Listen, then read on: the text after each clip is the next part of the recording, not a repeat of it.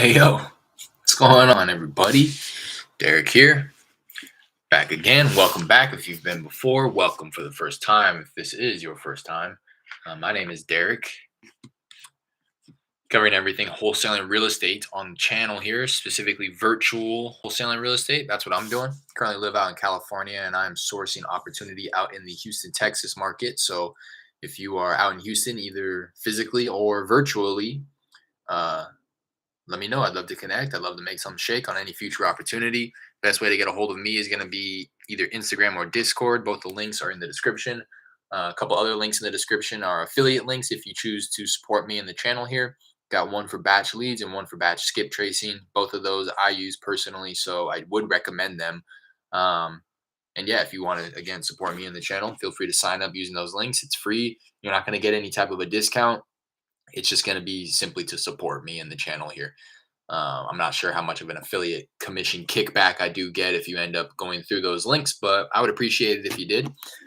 Today, I'm going to be doing a little bit of cold calling. I don't know if you guys can see it on my glasses here. My girl got a new ring light for herself, so she kind of passed this one on to me. Hopefully, that's not too bothersome in my glasses. Um, but I don't know. I was hoping that it made me look a little bit prettier, but it didn't. Uh, kind of just messing around with that. I don't know. You tell me though. It looks like it's probably better lighting. I mean, this is on, this is off. For sure, better than off. But this is just my lamp on my desk. Yeah, hella better. My lamp, the light. I think it looks better. Hopefully, again, this is just not too bothersome, the glare in my glasses. But anyways, I'm gonna hop in today, do a little bit more cold calling. Been keeping track. If you read the link or the description in the video here, I'm just trying my best. I have a new goal of hitting 20 dialer contacts every day minimum. Yesterday I hit 23 and I hit like 5 contacts on my texting platform. Um,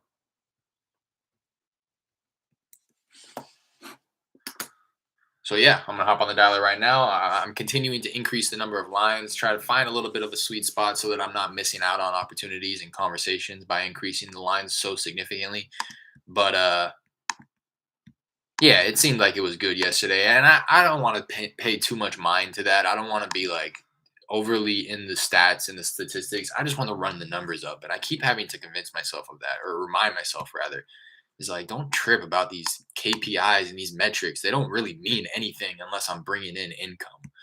So I don't want to even bother studying if it's like 50% abandoned and I missed out on half the conversations, yeah, I'll take a look. But, 30% it seems to be where I'm kind of sitting at, where it's still, I feel like I'm making good use of my time and I'm being productive by having more conversations, by increasing the number of lines.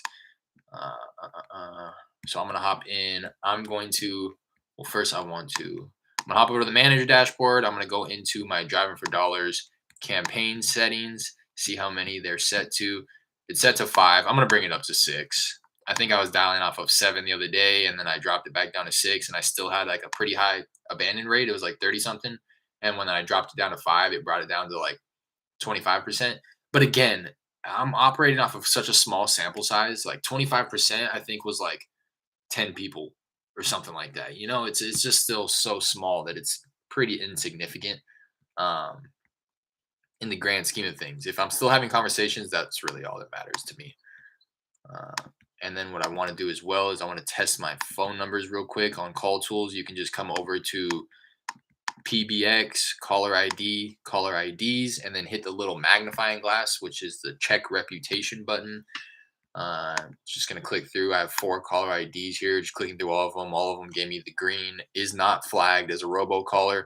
All of them have a grade A enabled attestation. I don't know if that's how you pronounce that. Attestation is how I pronounce it. A is the highest rating a call can receive. Phone numbers provided by us always have an A rating. If you have a B, it may result in more failed calls and lower connection rates. So all of them are A. It has come about time for me to get some new numbers, though. I'll probably do that this weekend. But let me hop back over to the agent dashboard, come over to my Driving for Dollars campaign, and I'm going to hop in the campaign, and I'm going to pull out my script. Wish me luck.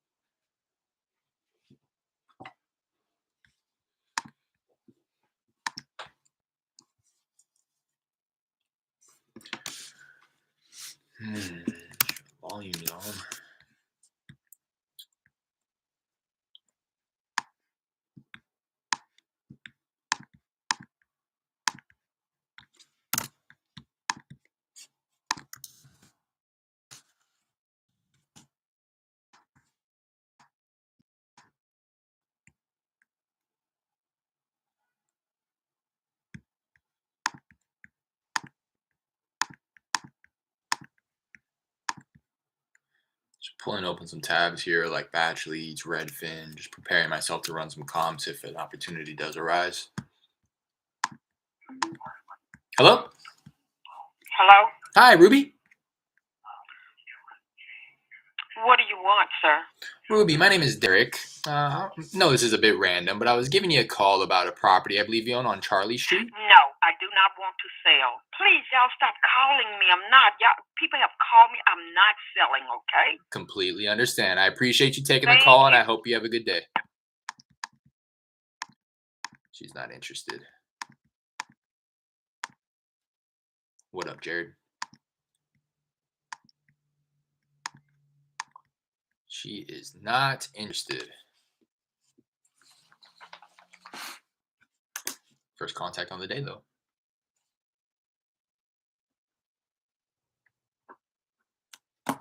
Keeping a little tally for myself so I don't have to hop off the campaign just to check how many people I've contacted.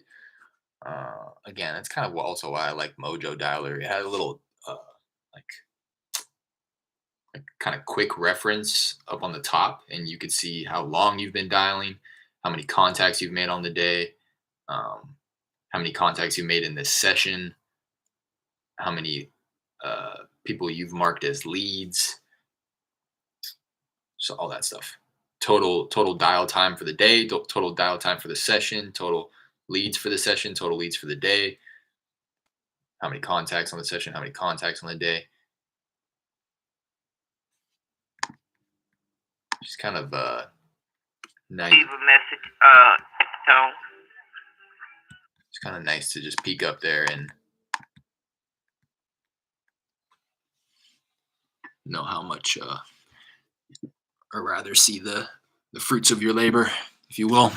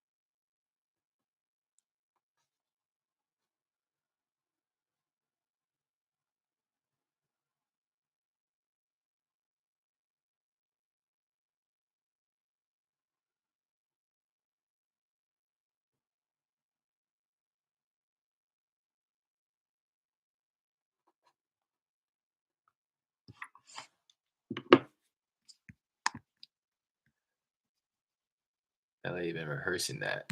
Why are you calling? Yeah, exactly. She said that right out the gate.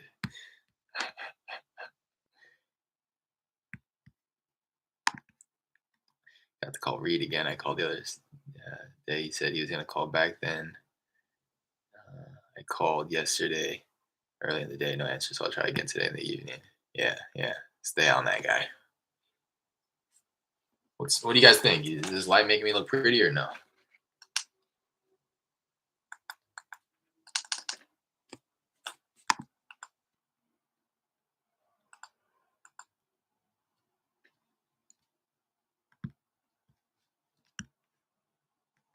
Maybe not. It's kind of dry right now.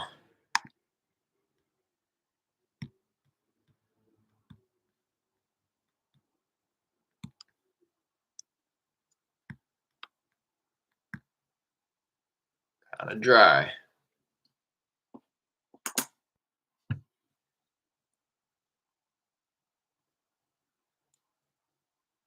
It's about 3 in Houston.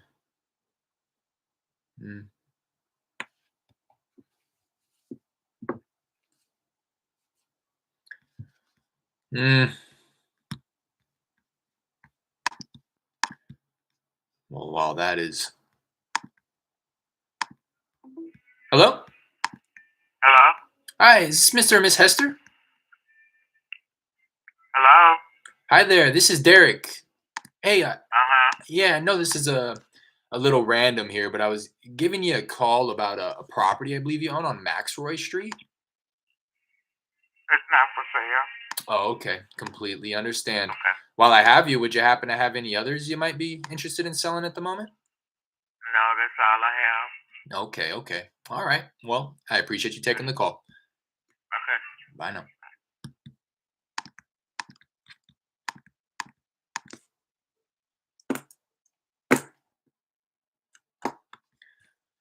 While that's doing that, I'm going to hop over to my texting platform and start to just kind of disposition some of these replies, place them in their proper buckets, which is all, I think they're all no's. I was again, I've mentioned it before, but REI Reply has an app. So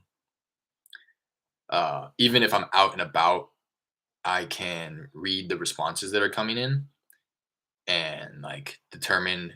Sometimes I'll get one that's favorable and I'll kind of stop what I'm doing while I'm out and like pull it up on Zillow. Like if somebody gives me a price and I'm like, that doesn't seem like a too high of an asking price, I'll pull it up on Zillow. Maybe like search the area real quick on my Redfin app. Um,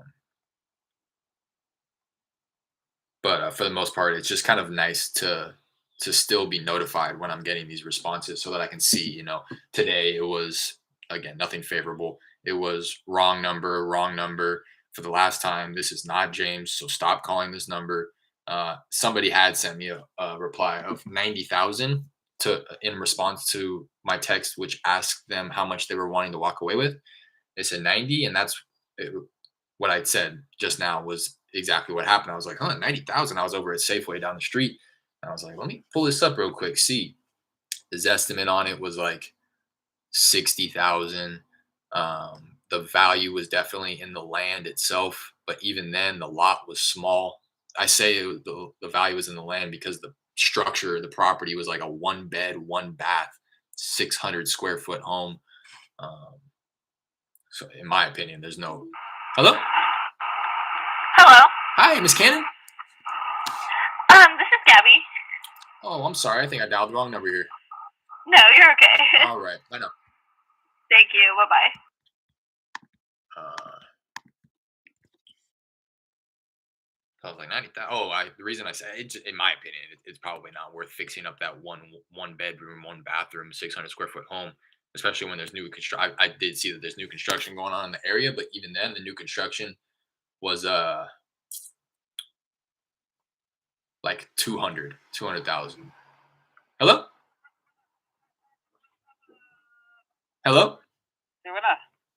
Hi, is Mr. Preston? Hello, how about international? Hi there. My name is Derek. Am I speaking with Mr. Preston? No, it's a wrong number. Oh, I'm It's sorry about international that. user reply, yeah. Sounded like the wrong number, so I had to ask again. Um, yeah, but even then, the new construction is going for like 200, 215. Oh, she just turned off or what? No timer on this, is it? That was weird. Um, so I'd probably be able to offer max like no more than 50,000. I might throw an offer out there just for the sake of it, but anyways, that's what I'm gonna do. So it said 90,000. I'm gonna say.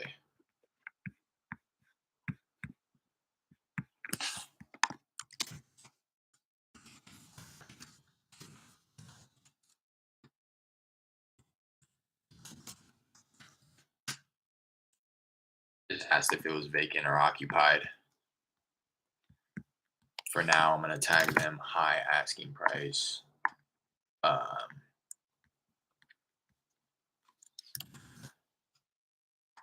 Not interested until they.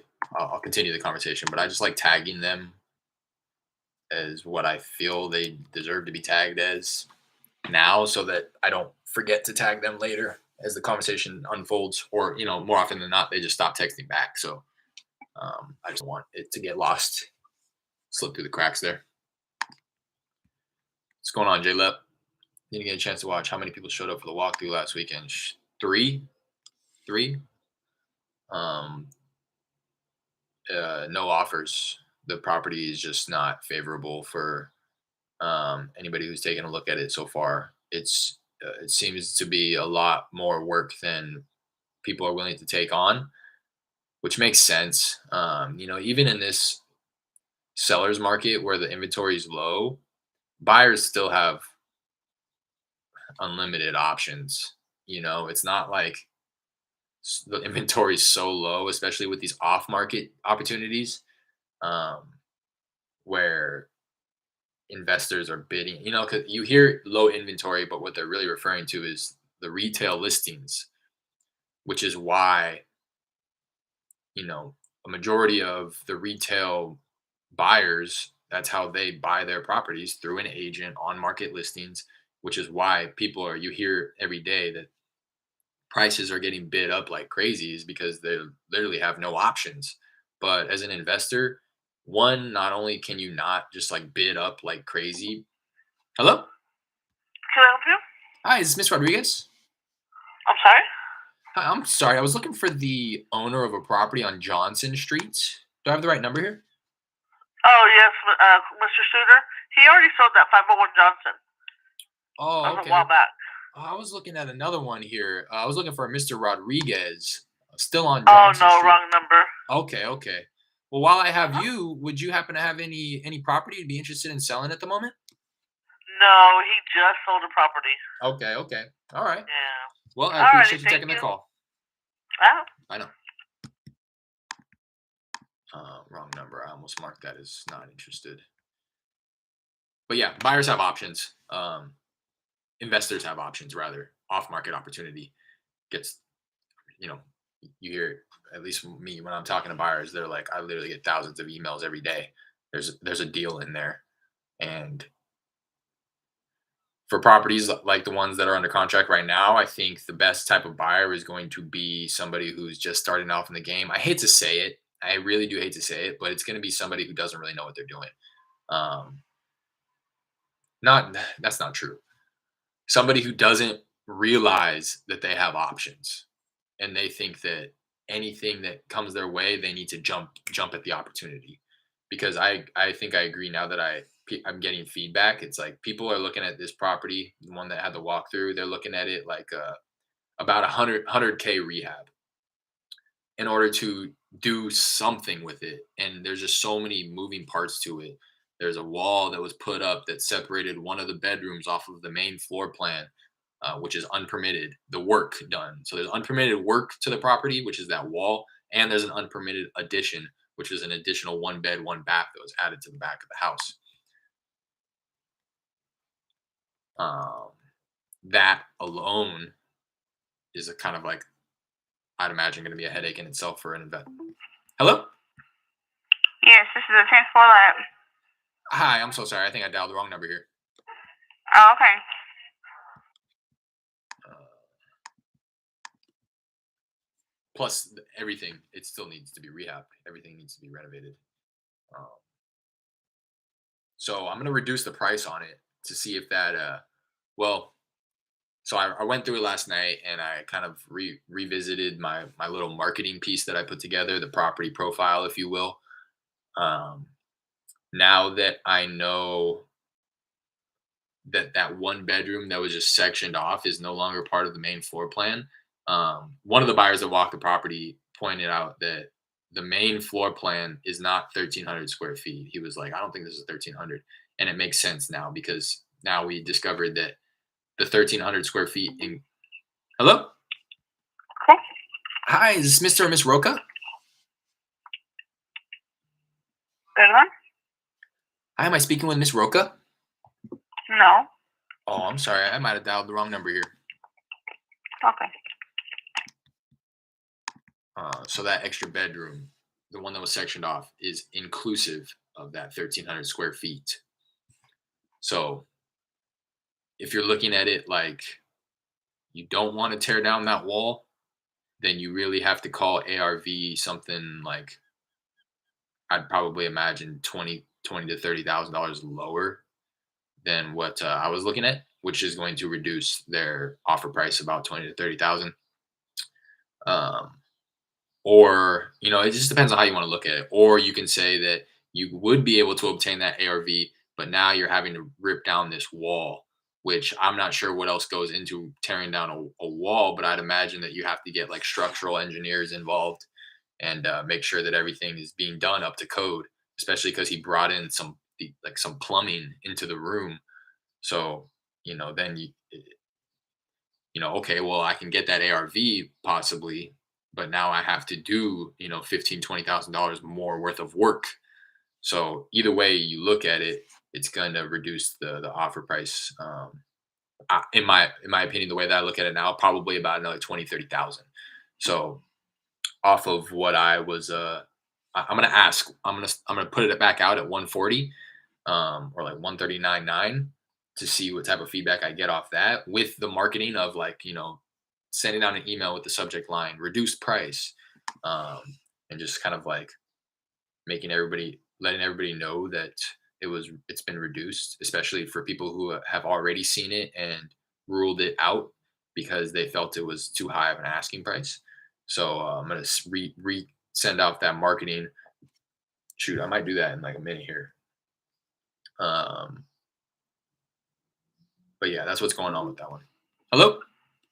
Hello? Yep. Hey, Mr. Rogers. No. Oh, I'm sorry. You call wrong number. I'm Okay. sorry about that.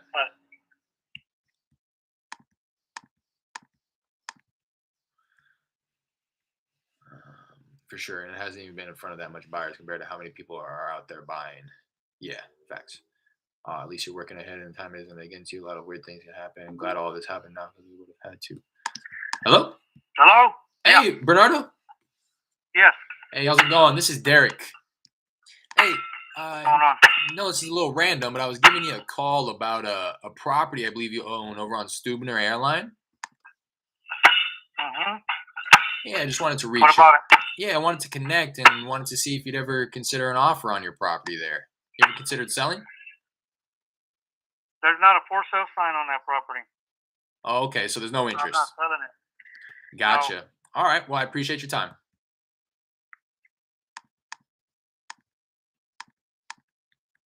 Got time to play games with that guy.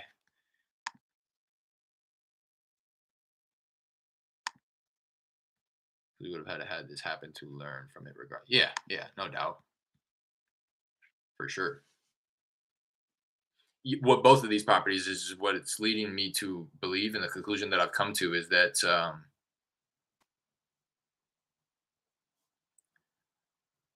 buyers are picky. Buyers who know what they're doing, which are the buyers that I'm wanting to work with, they're picky. So we were looking at that first property. It was a small lot. It's like an opportunity that's in front of us. Why wouldn't we lock it up? But that's the feedback that I got from the legitimate buyers. It was like, yeah, this seems like it may be a deal, but like I don't want to buy it because I am there's the unknown of, is this going to sit on the market once it's all Party's extension. You may dial it. once it's all fixed up? Is it going to sell to a retail buyer? Is this going to be attractive to a retail buyer? There's just not the comps to justify that, unfortunately, in the area. I was operating off of as is comps, and not like here's what this property can look like fully fixed up. So that's a lot of the feedback that I got on that property was the small lot. And to me, like you kind of saying, Jared, it's just like a learning experience. When looking at that and having not gone, hello?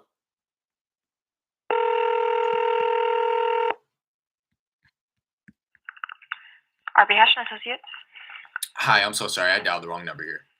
That's okay. Thanks. God, I was about to sneeze too.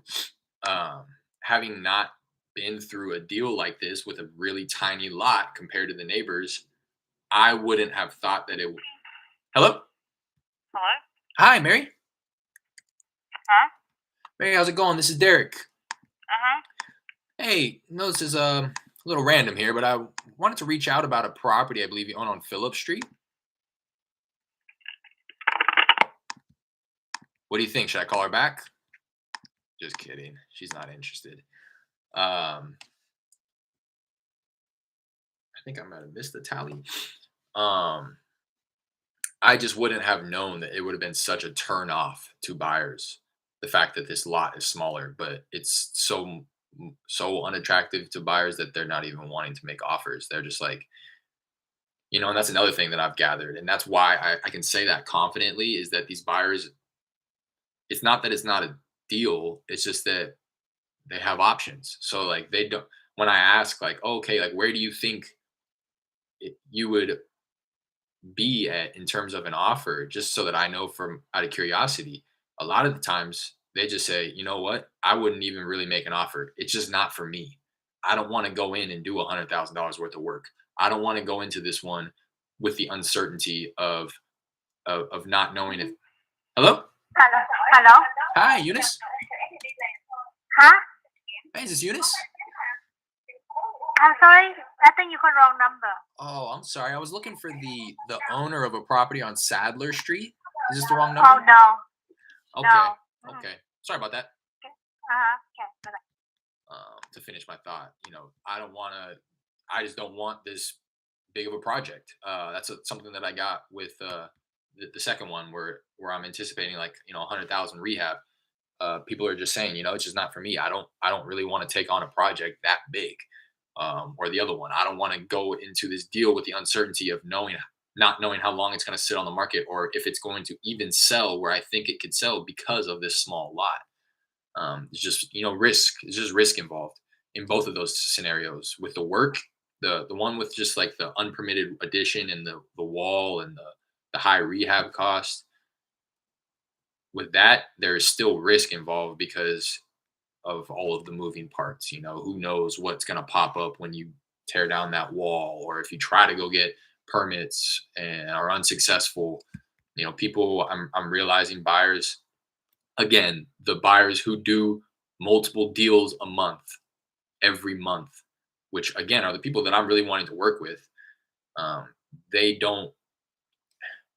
It's kind of like wholesaling, like I said. Like you just got to be able to identify the opportunity um, when you're talking to these sellers, and on the flip side, the buyer's doing the same thing when they're looking at these wholesale deals. It's like I could take this deal that's a cookie cutter, you know, cosmetic rehab where I may only make 10 grand, but I can do this in my sleep.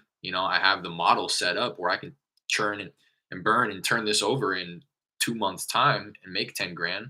I'm down to do that. Or I can take some risk and do this 100K rehab project and maybe be able to make 30,000 on the back end. It's like, I can do 10 of these cosmetic flips before I probably end this project here.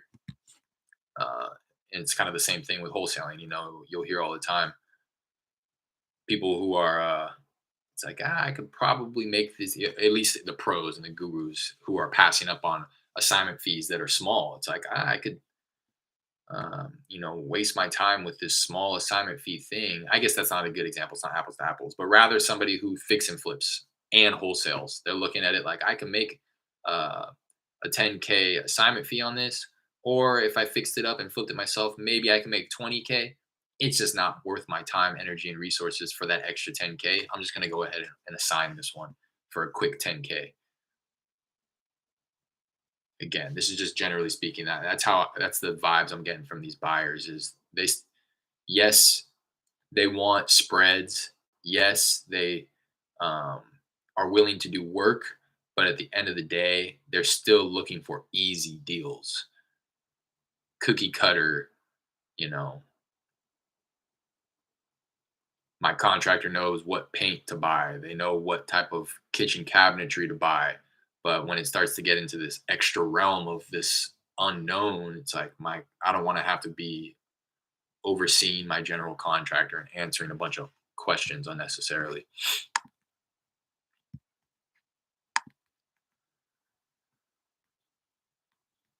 Oh yeah, we got to be picky too from now on before we lock up anything else. I don't want to get nothing else that will be hard to move. Exactly, Jared. This is like a perfect learning experience. Now it's like it just hello. Hello? Hey, Miss Peeler. Huh? Hi, is this Miss Peeler? No. Oh, I'm sorry. I might have dialed the wrong number. Okay, this is the Hoyas. I'm sorry. The Hoyas resident? Oh yeah. I dialed the wrong number. I'm sorry about that. Already. It's okay. Bye now. Bye. raining. Uh, yeah, just to finish that thought, Jared. Exactly. Now it's like in reflection. Uh, Again, this is a deal at Maria's property over there, but we should have just locked it up much lower because of that lot size. Not for really any other. Well, had we known that the tenant was a hoarder, we probably could have leveraged that as well in negotiation. But even then, it's really not that big of a deal. Um, the lot size is what I've gotten the most. Almost nobody on that deal there has said, "Oh, hello, What? hi, is Angela?" Oh, sir, you have the wrong number. Oh, I'm So sorry ask. about that. Okay. Almost nobody has given me feedback on that property saying, "Oh, I don't want to deal with all of the stuff that's in the property." Nobody has said that. What everybody has said is, "Oh, that lot is just really small. I don't know what it's going to sell for. I don't know if it's going to sell for anything where I can make money," which is really interesting to me, and it shifts my perspective. It's like, okay, so buyers don't really care about a trash out. That's, bring a dumpster out, bring three dumpster outs, bring hello? Hey, Hey, Willie.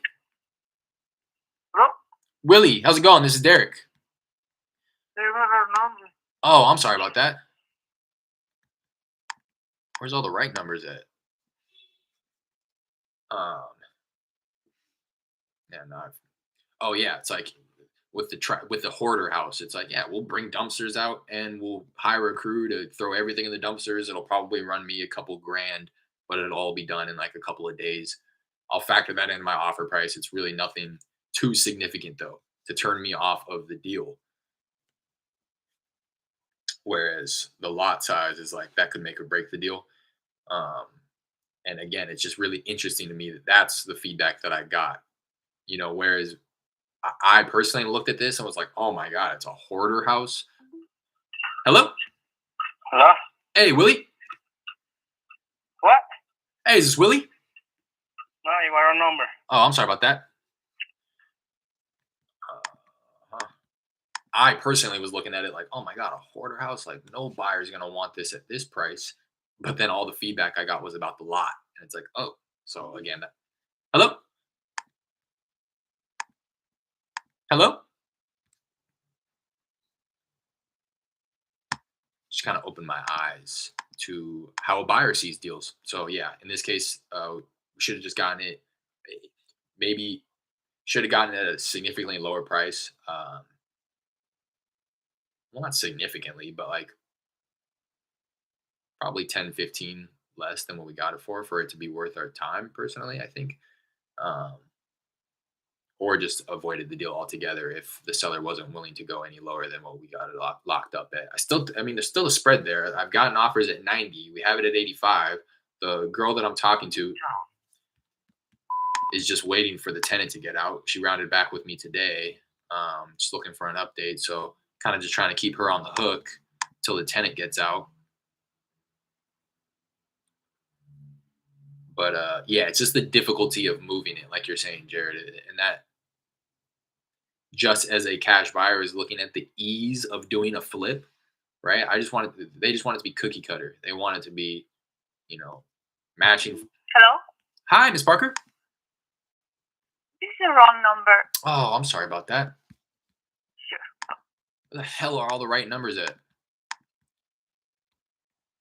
Just as a cash buyer is looking at a flip saying, hey, I just want it to be easy. I want it to look like my last flip. I want to do the exact same thing I did to the last flip, and I don't want any variables. Hello? Hello? Hi there. Sorry, I'm not sure if I have the right number here. I was looking for the owner of a property on Madison Avenue. No, you got the wrong number. Oh, okay. I'm sorry about that. Thank you. We need to be doing the same thing. Exactly. Looking at it like, is this going to be an easy move to a buyer? Is this going to move easy, or are we going to have to really spend time trying to move this thing? An effort to try to find a buyer who is willing to look past the extra variables that are associated with this deal here. Oh yeah, next time for sure. We're going to be certain we can get it done fast. Glad to have learned this too. Yeah, exactly. Also depends on the area and type of house. Right. Right. that what was I gonna say? Um, yeah, just yeah, having gone through this is like a crazy learning experience. It really just shifts my perspective again to look at it from a different lens, look at it through a different lens rather, and it will just instill that much more confidence in us the next time we know, okay, this is a deal right here. Um, we can communicate that to the seller how confident we are in being able to help them out and get them paid because we know how confident we are in being able to move this to a buyer and how easy and simple and fast. That's really, you know, thinking on it, that's really what we're saying, to ourselves, I guess you can say, is when we're communicating the speed and convenience and confidence that we have in getting them the seller paid for their property, what we're really saying is I'm very confident that I have a buyer that will want this deal. And I am so confident that they are going to want it, that they're going to want it quick, and they're going to put up their earnest money fast, and they're going to close on this as soon as possible, you know and that's kind of the bridge right there. Hello. Yes? Hi, Catalina. Who? Hi, I'm sorry, I was looking for the owner of a property on East 40th Street. Do I have the right number here? No, sir, you cannot do that wrong number. Oh, I'm sorry about that. Okay, it's okay. I know. Switching lists. I'm over that. Got to update call tools real quick so that it gets rid of this annoying banner on the top of my screen. I'm gonna hop over to the manager dashboard. See how many contacts that was for some week. Hop over to my campaigns. Increase the number of, oh no, I think I was dialing off of an appropriate amount. Three, I brought it down to three. I'm gonna bring this up to five. I should be having lots of phone calls right here. But I'm willing to sacrifice those conversations. Also depends on the area and type of house. The areas from these two were a little weird. Like Reeds with a double lot won't be any problem moving at all. Exactly. Right, right. And it's not even like, yeah, Maria's, the area wasn't bad. It was just that her property didn't match any of the properties in the area, right? So it's like her property in that area was the problem, not the area itself, but her property in that area was interesting. And and then yeah, obviously the variables with Jack's property is just all the unpermitted work. Had it not had that wall put up in the extra room and bathroom, and it was just simply like a 3 bedroom, 1 bath, 1,300 square feet, it would have moved too.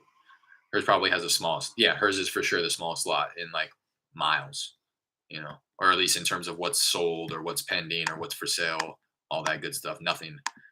The property is occupied. I'm gonna say, all right, if we were able to come to an agreement, um, how quickly would you want to sell? Get it taken care of. Kind of poking at it, seeing. I want to try to start asking a little bit. Kind of. This is the person that said 90,000. I would probably be willing to offer about 40, maybe 50 max. Just kind of poking at it, seeing how if there is any motivation. Based on the responses, it doesn't seem that way. Just one word responses so far. Um, so it's occupied. They want 90,000. If they tell me like, oh, I want to sell it ASAP, then I might try to get them on the phone to learn why they want to sell ASAP and if they are negotiable on that asking price. And I'll have that conversation about what I see. But for now, I'm going to hop back on to the dialer. This is my no SMS response campaign. These are all people who have texted already that either did not reply or for some reason their phone could not receive text.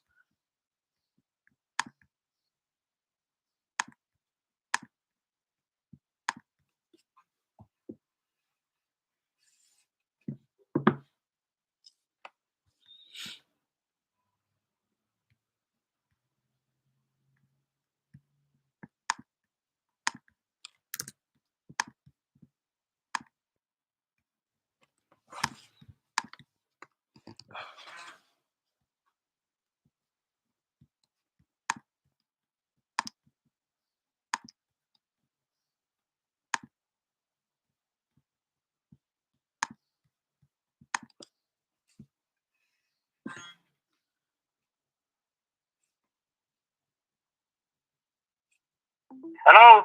Hey, Roman. Who? Hi, I'm sorry. I was looking for the owner of a property on Willingham Way. Do I have the right number here? No, no, you got a wrong number. I'm sorry about that. Sorry. Mhm.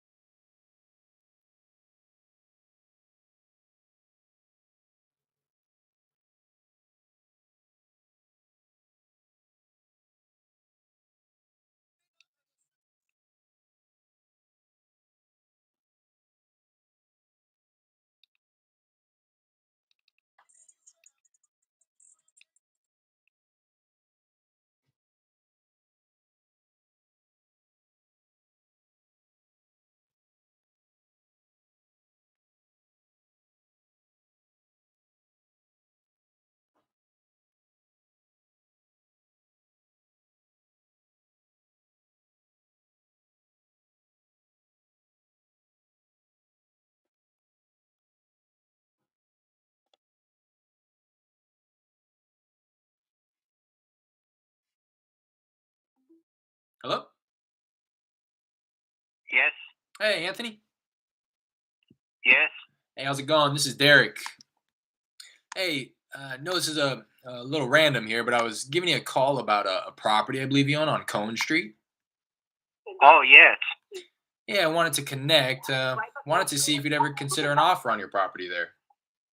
Oh, yes. It's for sale. It's just 2.5 million. 2.5. That's the magic number, huh? Yes, that's the magic number. Okay. I've got oil leaking out of my backyard, Oh, and okay. so I'm seeing about trying to get a permit to get a well put in. Shoot, you should look into that. I'm jealous. Yeah, I have. Like I said, I've already waiting. I've got a couple of lawyers working on it. Okay, So, okay. so actually, in reality, the property's not for sale. I gotcha. I kind of got that. But I do appreciate you taking the call. Sure. Have a good one.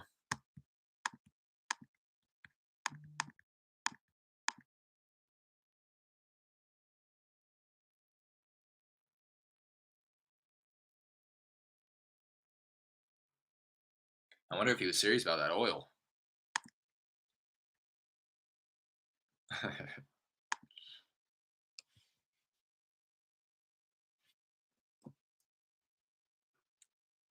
He had got me excited there for sure, Jared. The way that he acted when I said just reference the property, I was expecting him to be like, yeah, it's well, I mean, he did. Yes. Hello? Hi, Miss Vela. Yes? Hi there. This is Derek. Hey, no, this is a bit random here, but I was giving you a call about a property I believe you own on West Lane Avenue. No, thank you. Bye.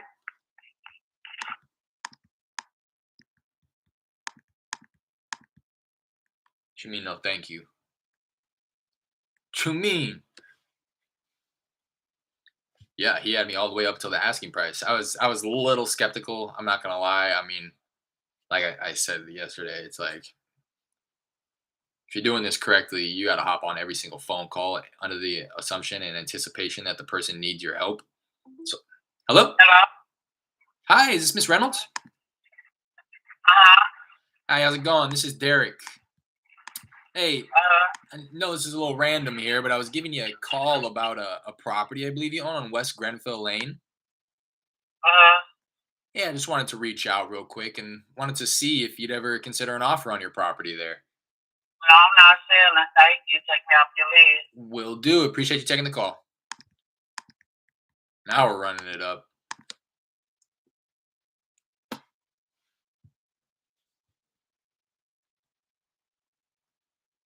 So I was like, I heard him be like, "Oh yeah," and I was like, "Okay, okay, this guy needs my help right here." And then I heard his wife in the background a little bit. It sounded like she almost got excited a little bit too. And I was like, "Okay, both of them need my help." 2.5 million. I wish I would have pulled it up on Zillow just out of curiosity to know what this estimate was.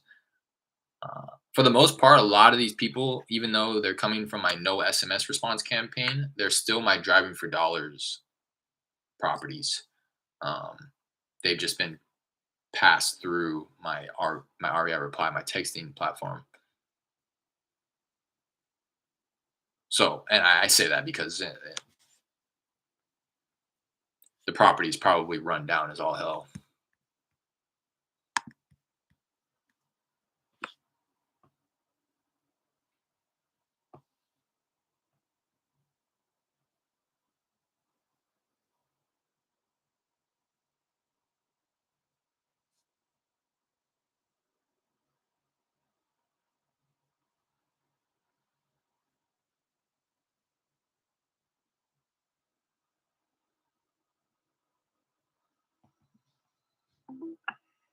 Hello? I might have just missed them.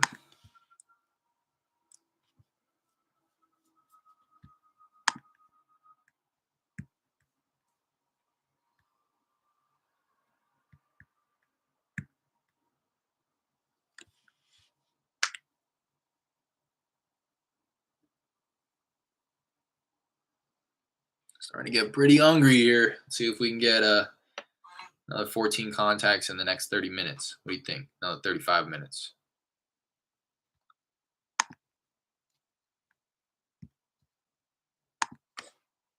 It's like one every 2 minutes, one every 3 minutes, one every 2.5.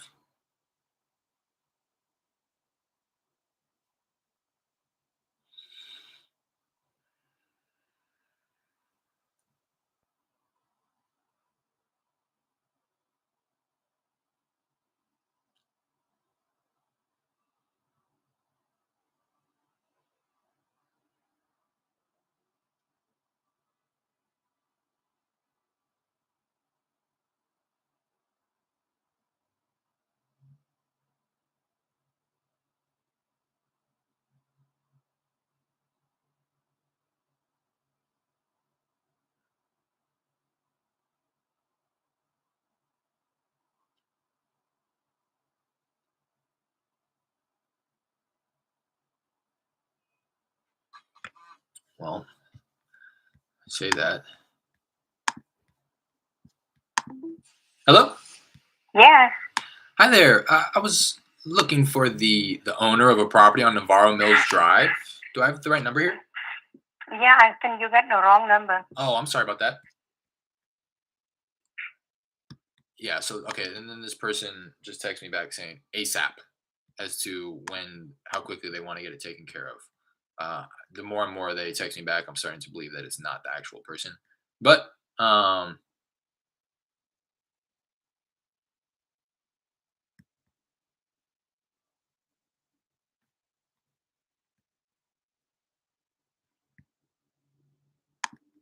should I call her? I'm just gonna call her right now.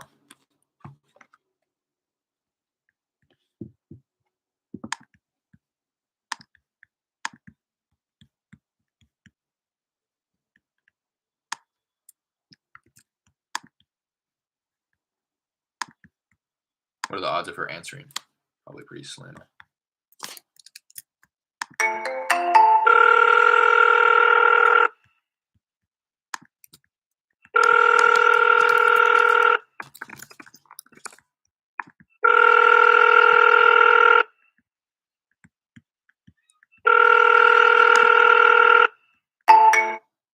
What do you know?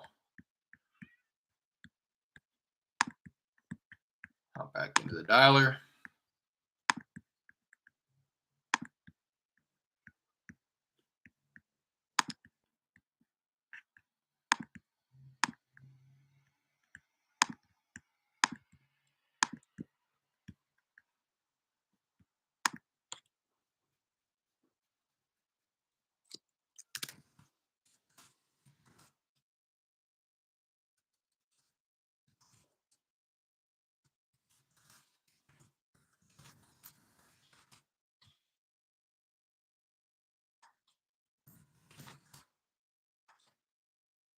Just straight up ask if the 90,000 was negotiable at all. I truly don't believe that I'm. Hello? Hello? Hello, can you hear me? Hello? Hey, Mr. Perez? Yeah. Hey, how's it going? This is Derek. All Hey, right. you know this is a little random here, but I was giving you a call about a property I believe you own on Netherfield Street.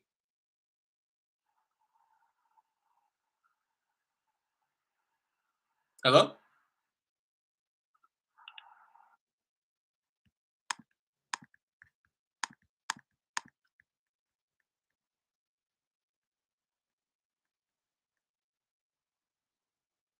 One, I don't think it's actually the person. If it is the person, I just need to know if it's negotiable.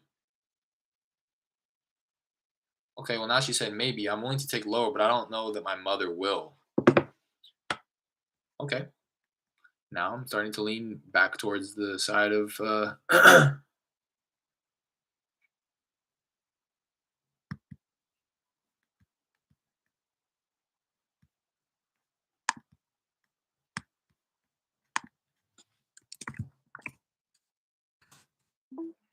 Hello? Yes. Hey, Ivan? Yeah. Ivan, how's it going? This is Derek.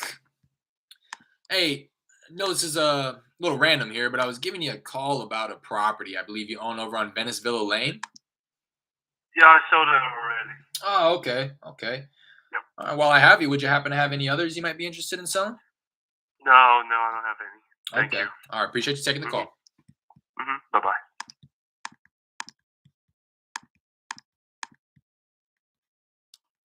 Um,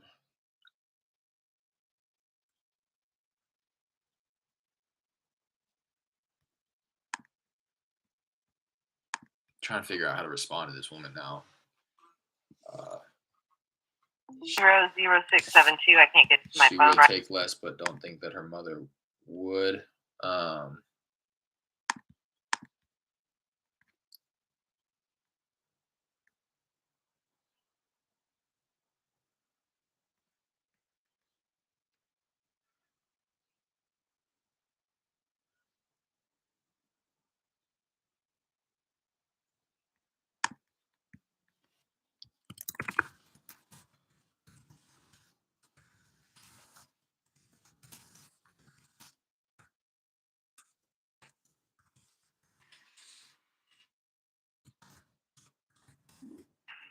Hello. Oh, Hey, is Manuel? hello. Hey there. Hey, this is Derek. How's it going? All right. Hey, I was giving you a call about a property I believe you own on Markwood Lane. No. I think that might have been the wrong number. I'm gonna mark it as such. Okay, I asked because I'm just not too sure I would be able to. I don't know how to respond to this woman. I guess there's no real wrong way to respond, anyways. Um,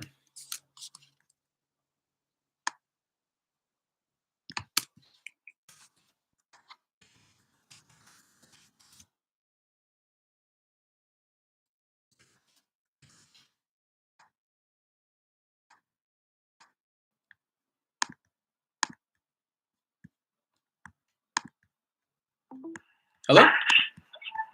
See. Hey, Hugo? Yes. How you doing? Hugo, I'm doing well. This is Derek. How are you? Hey, Daddy. How you doing, man? Doing well, doing well. Hey, I wanted to reach out about a property I believe you own over on Webster Street. Uh huh. Yeah, I just wanted to connect and wanted to see if you'd ever consider an offer on your property there. Nope.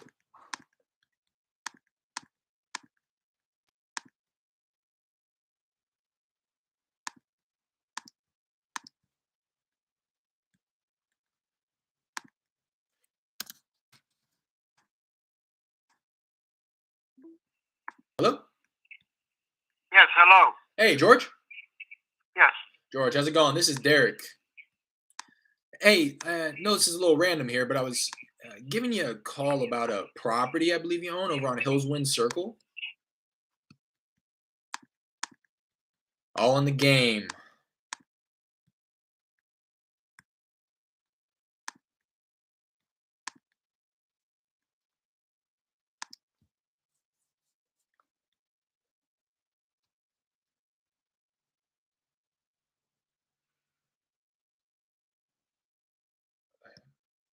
Okay, so the woman that I'm texting's different name than the person on the title of the property. This person's only owned it for a year and 9 months per batch. Although there is no MLS information. Let's check the sale and loan.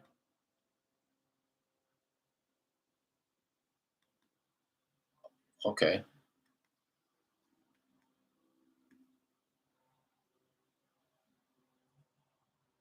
So it's just a different. Hi, is Marta? Yes, who is calling? Hi, this is Derek. Hi, I know this is a little random, but I was giving you a call about a property I believe you own on Kruger Road. Do you see the sign for sale? No, I didn't. That's why I wanted to reach out to you to see if you were possibly interested in receiving an offer on that property there. Nope. Had to hit her with that though, you know?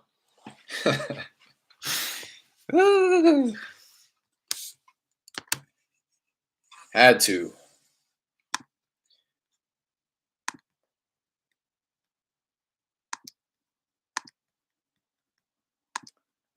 Yeah, so this is a 468 square feet.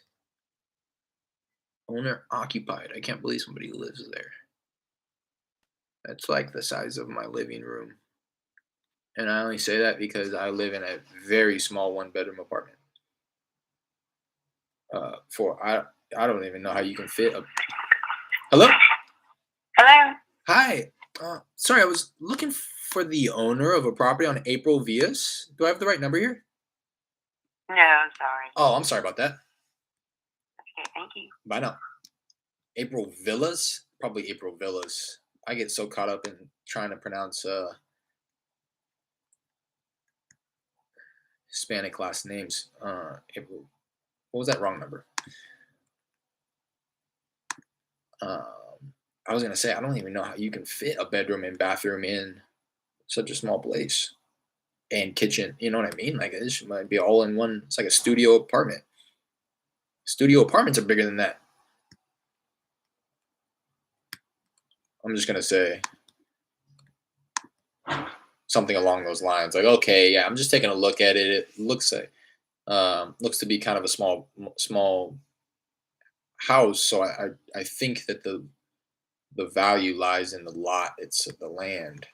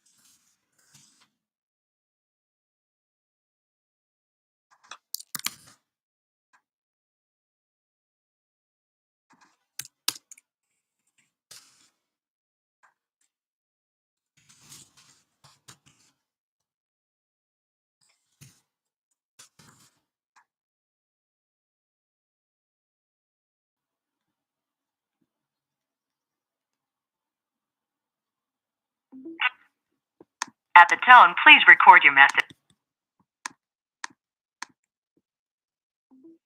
Hello. Yes? Hi, is Miss Crump? Excuse me? Hi, I'm sorry. I was looking for the owner of a property on Nyland Street. I think you get the wrong number. Oh, okay. I'm sorry about that. Nyland or Nayland? I think it's Nayland actually. Nayland.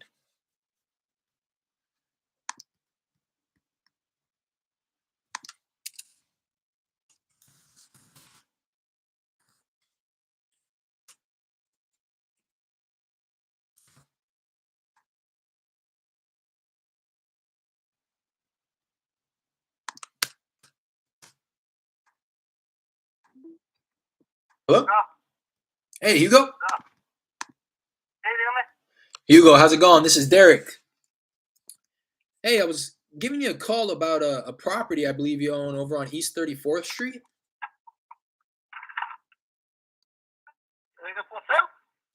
I'm asking you, would you have any interest in possibly selling that property?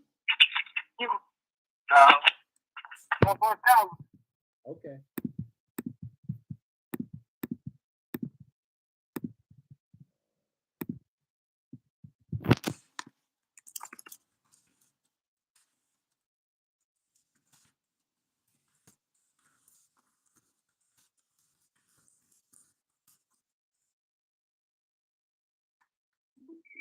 Hello? Hello. Hey, is Mr. Reyes? Hey, how you doing, sir? Doing well, doing well. This is Derek. How are you? I'm doing good, man. Working, Good. working. Yeah. I just wanted to reach out about a property I believe you own over on 6th Street. Yes, sir. Yeah, I wanted to connect and wanted to see if you'd ever consider an offer on your property there. What's your offer? Well, it depends really. I'm taking a look at the property right now. Obviously, Are I've you, never are been you, on the. are you there now on the property? I'm sorry? Are you there on the property right now? No, I'm taking a look on my computer at the exterior. Obviously, I've never been on the inside, so I just need to learn a little bit about the condition. Did you have a few minutes? Yeah, the inside, yes, with this on update, like new corner top, granite corner top, and then new doors, trim, new drywall, kitchen cabinets, and corner top, and backsplash. You saying that all that has already been done to it? Yes, sir. Okay, how recently was that done? Maybe about 3 years. Okay. Okay, so you said countertops, cabinets, doors. Yeah. Okay. What about kind of the bigger ticket items? How old would you say the roof is? The roof is about 7 years. 7 years. Okay. Is there any central AC at that property there? Sir? Is there any central AC? No, they used to have one, but with that gas, and then was something wrong with the gas, and then we had to take the meter, Gotcha. so it's not working anymore. So I have a window. Gotcha. And are you renting this property out? Are there tenants in there? Yeah, renting it. Yes. Okay. Those tenants there, are they on a kind of a long-term lease or are they month to month? Month to month. Gotcha. Okay. Yeah. I mean, they're good people, Yeah. They That's pay good. me $100 a month, You said 800? Yeah. Okay. Very good. All right. And that property there, has it ever flooded? No, sir, never. No flooding. That's good. And something that I've been asking, when the snowstorm came around the other year, did you see any problems with like your plumbing or your electrical? No, I don't see no problem. No. Okay. All right. How long you own that place there? I bought the place maybe in 1997. Oh wow. Okay. So what is that? That's about 25 years, huh? Yeah. Okay. But I still got mortgage on it because they can cash out before, Okay. All right. So after 25 years, what's kind of having you consider sell it? I mean, like I said, I'm not selling it. I mean, you ask me for offer as to what you offer, but really, I Gotcha. don't have time for sales, nothing. I gotcha.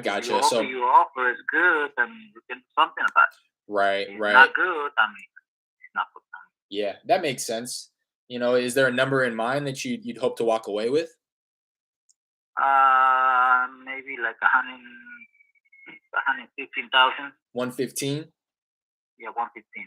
Okay.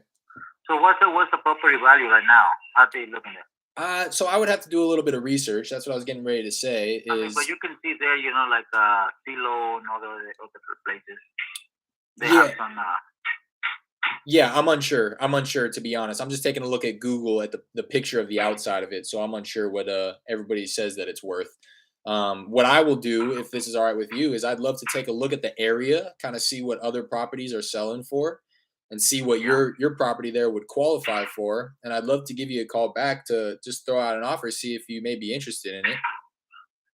I mean, you come up with good numbers, yes, pretty good. I mean, sure. And if I'm not living in Texas, I live in Tennessee right now. Ah, okay.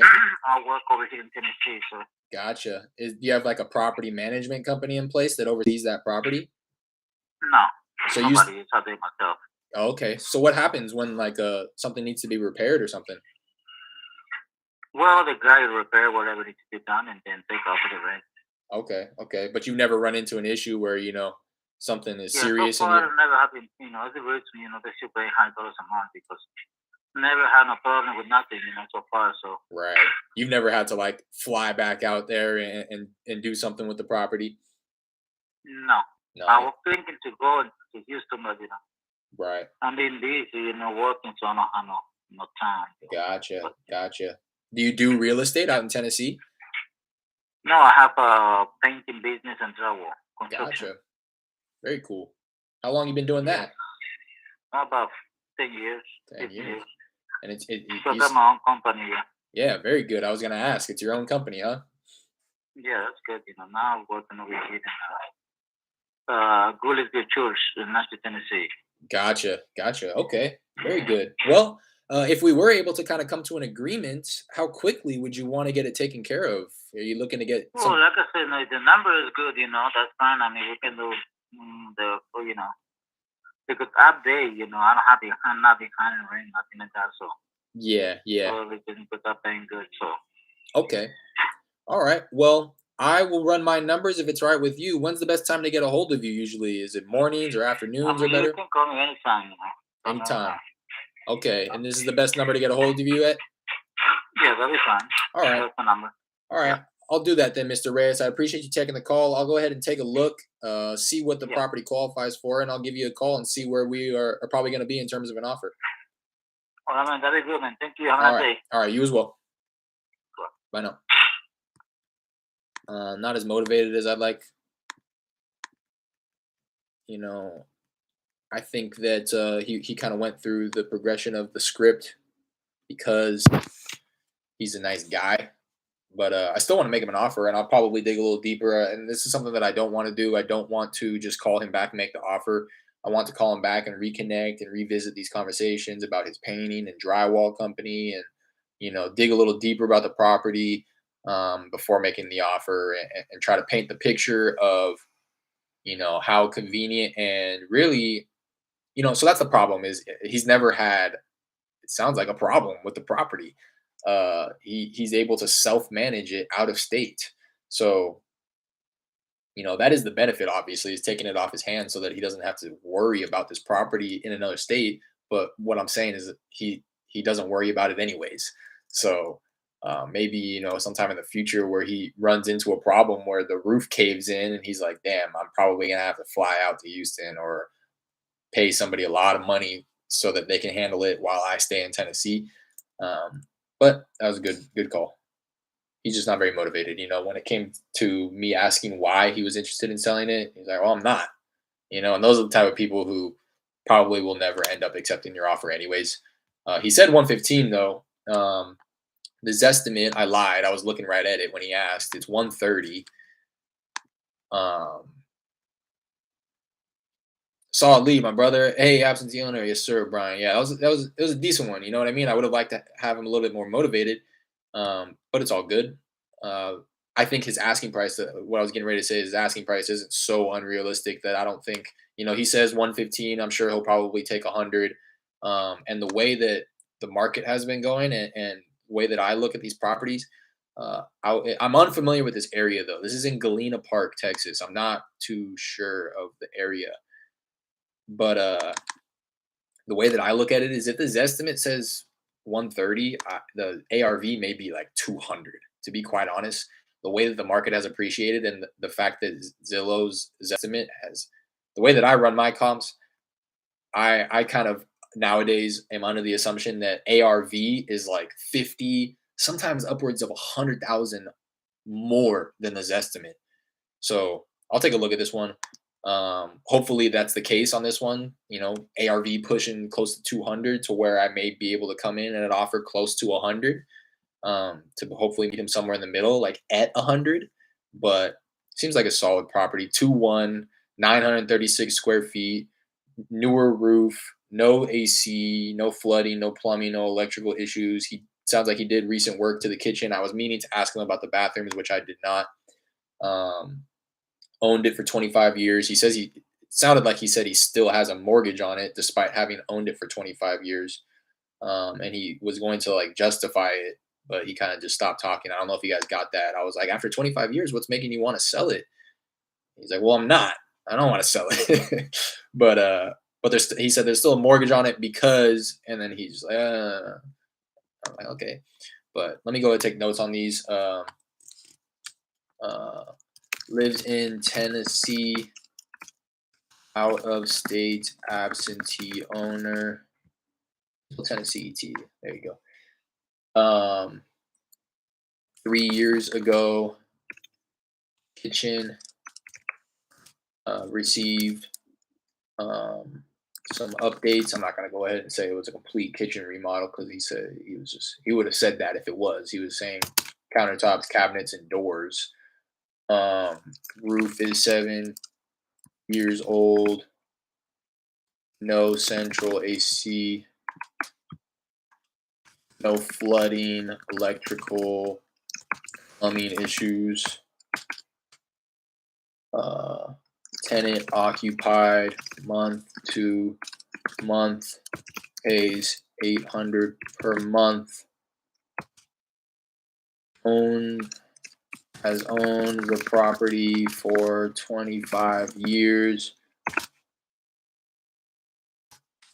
Still has a mortgage. That's probably what I'm going to attach to in the next conversation is how much he owes on the mortgage.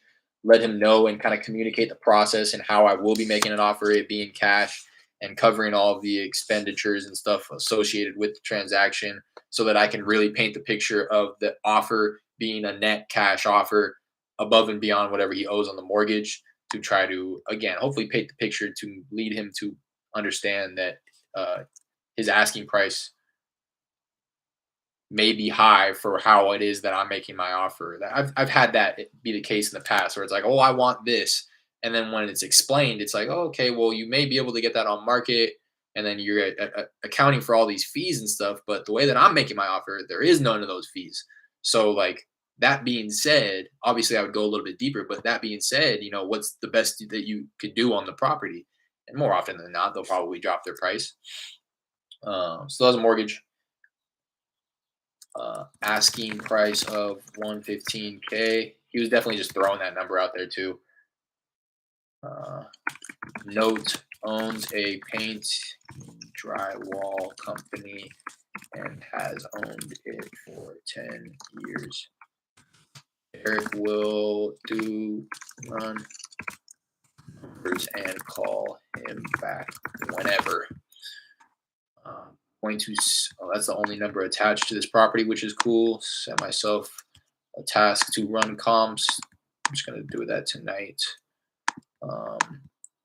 And I want to get in the habit of running these comps quicker. Had this been a hot lead where he's extremely motivated, I would have. I have gotten over trying to run comps all at the same time while on the phone. Once I start dealing with more volume, I will start to try to practice that. But at this point, I don't want to lose out on an opportunity or a lead because I'm trying to fumble or trying to juggle too many things at once.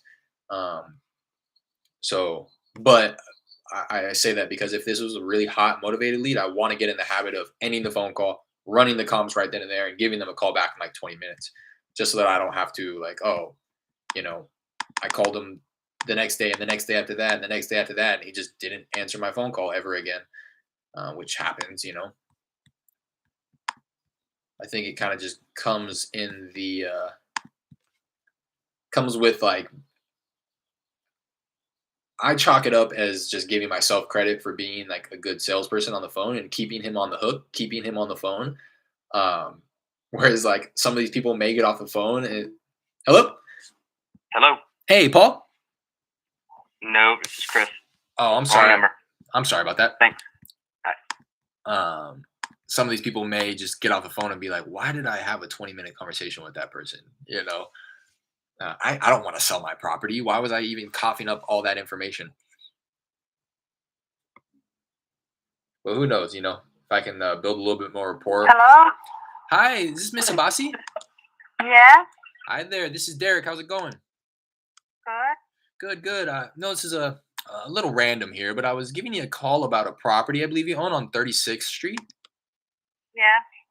Yeah, I wanted to connect, and I wanted to see if you'd ever consider an offer on your property there.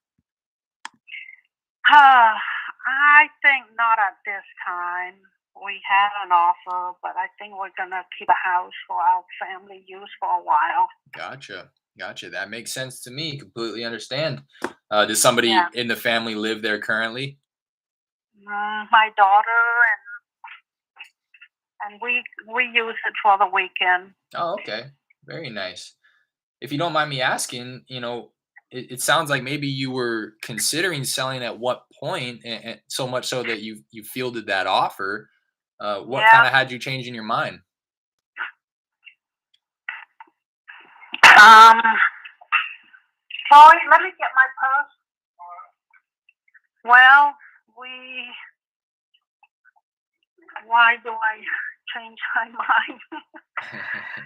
We kind of like being in Galveston, but mostly that reason we like being there. Hmm.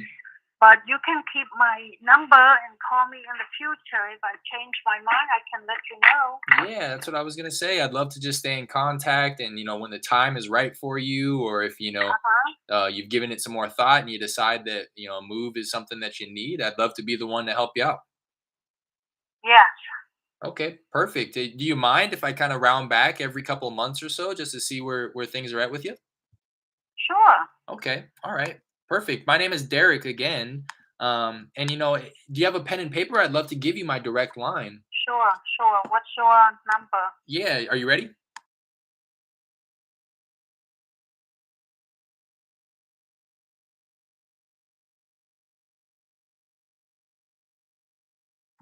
03. Okay. Yeah, and that's my direct line there. So, I'll round back every couple of months or so. But if, you've given it some more thought and you're interested in possibly selling that place there, please feel free to Sure. reach out. Sure. Okay. Thank you, Derek. Absolutely. Have a good day. Bye. Come on now. I'm in my bag. Although that wasn't like a lead or nothing, but in the past, I wouldn't have dug that deep. I'm going to say had received an offer. I wanted to get to the point where I tried to figure out what that offer was. Um, but that's something that I can ask at a later date. I'd received an offer, but changed her mind. Uh, I received an offer, but changed her mind. Daughter lives in the property, and they use it on the weekends. They changed their mind because they like the area. Um, Eric received permission to follow up every few months and provided the seller his sideline number. I'm going to put my sideline number down here just in case I do end up changing it. That was somebody that I probably could have given my Google Voice number to. If you watched my videos before, you'll know that I kind of treat my Google Voice number as my cell phone, and I only want to pass that out to like the hottest of leads in an effort to preserve my Google Voice number so that I can have that long term. Whereas anybody who I'm just following up with, making all my follow up calls with, I want to use my sideline number because that's something that I'm comfortable with, just getting a new number every so often in order to make my my follow up calls. So that's something that I need to be a little bit more aware of as well. Keep my antenna up and realize like, okay, this is somebody who, and the reason I do that is because the people who I'm following up with, they are there's still a possibility that they're going to flag my number as spam. Like, oh, here we go. I told this guy that I was interested 2 years ago, and he continues to follow up with me every 2 months. I don't want to break him bad news. I'm just going to go ahead and block his number and flag it as spam. And that will happen. I'm imagining if I continue following up, unsuccessfully reaching them. So that's why I do that the way that I do that there. So I'm going to follow up, gauge interest. I'll follow up with her in a month.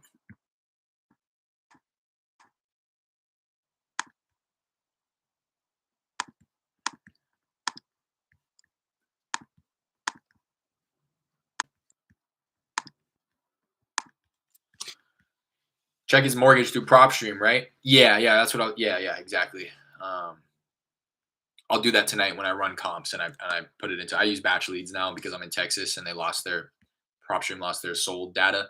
Although in running comps on batch leads, I'm finding that their sold data is pretty inaccurate.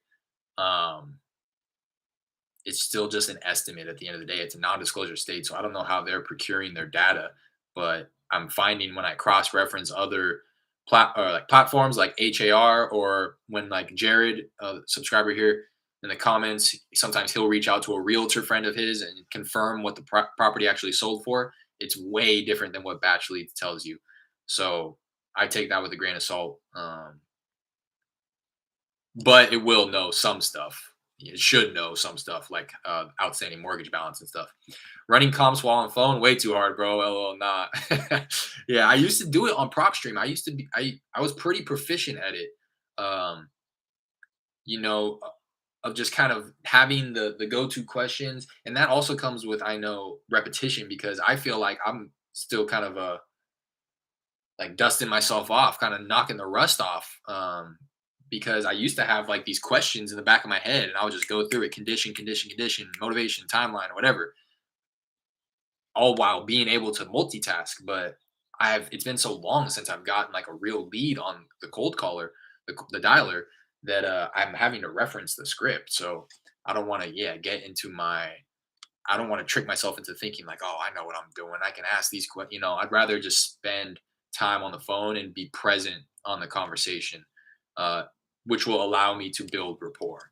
Like, had I not been present, I probably wouldn't have asked him about his pain in drywall. How that was probably like the real only thing, or the fact that he lives in Tennessee. Like those stuff, that type of stuff probably wouldn't have come up in conversation had I been scripted, interrogation mode, just so that I can run comps. I read your lips, haha. I know your number. I figured people do call me. I don't even know why I mute it, to be quite honest.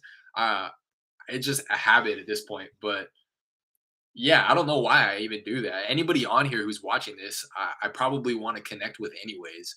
So I'm gonna drop my number in the comments right now. Cause you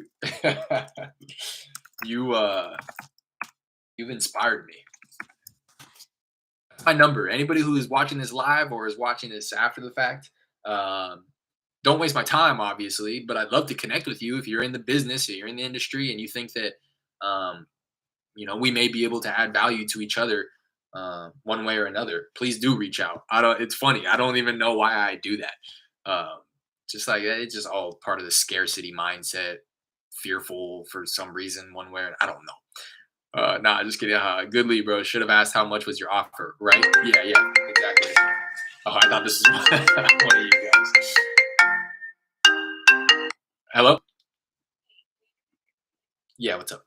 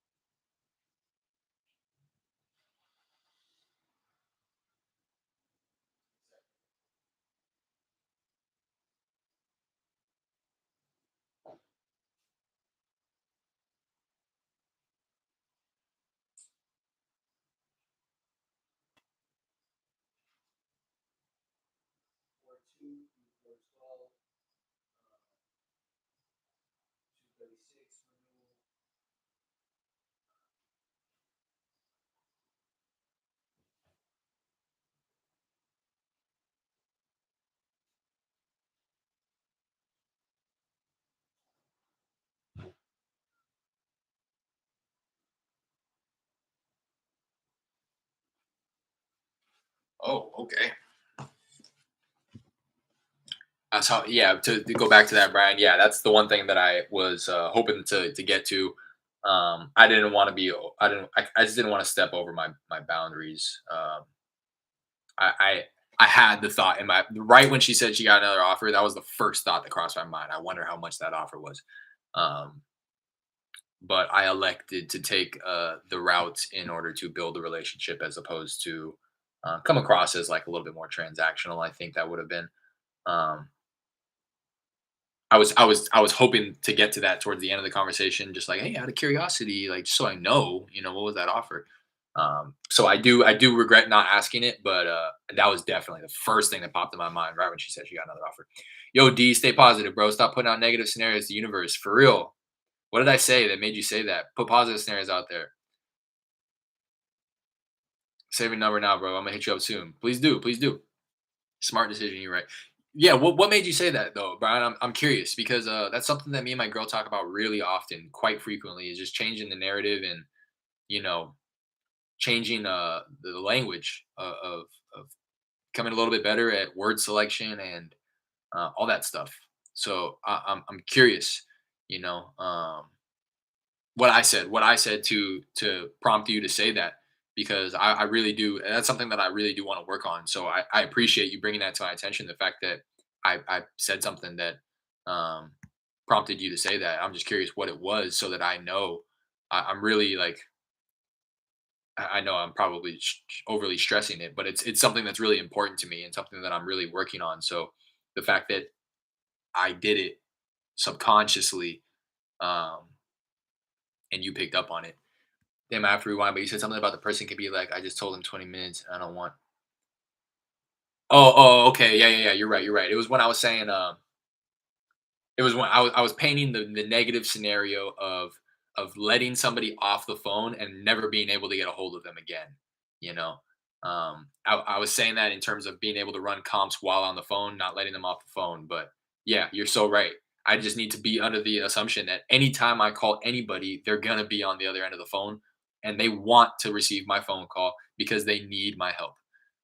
And that's what it comes down to. You're very right, Brian. That all comes back to that fearful scarcity mentality. That's really incorrect. Um, this is kind of going to seem off topic, but this is why I'm in this zone right now. I'm reading this book for like the fourth or fifth time. It's called The Science of Getting Rich by Wallace D. Waddles.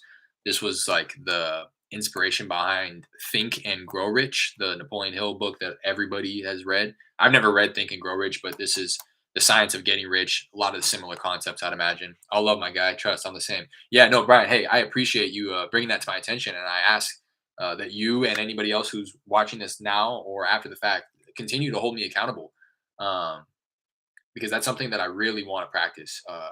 I know that it goes a long way, and this is where I'm getting it from. I'm gonna check that book out. Yeah, check it out, man. Very easy read. I'm gonna just open it up, and you can see the kind of text. It's like big words, big text. You know what I mean? It's like only 109 pages. I read it. I read the whole book on a plane ride to Hawaii. I'm just now going back through it and reading it like 10 pages a day and really just trying to take something away from the 10 pages that I read and trying to implement them and put them into practice.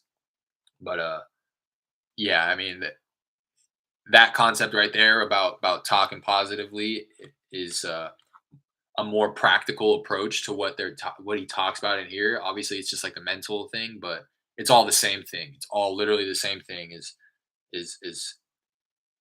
be under the assumption, operate under the assumption that you are going to get what you desire, and that you don't have to like constantly be.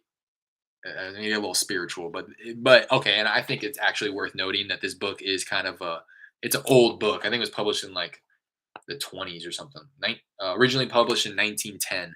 So the way that it's written is kind of like biblical times. Hopefully, you're able to look past that because the context of the book is much deeper than the religious aspect of it.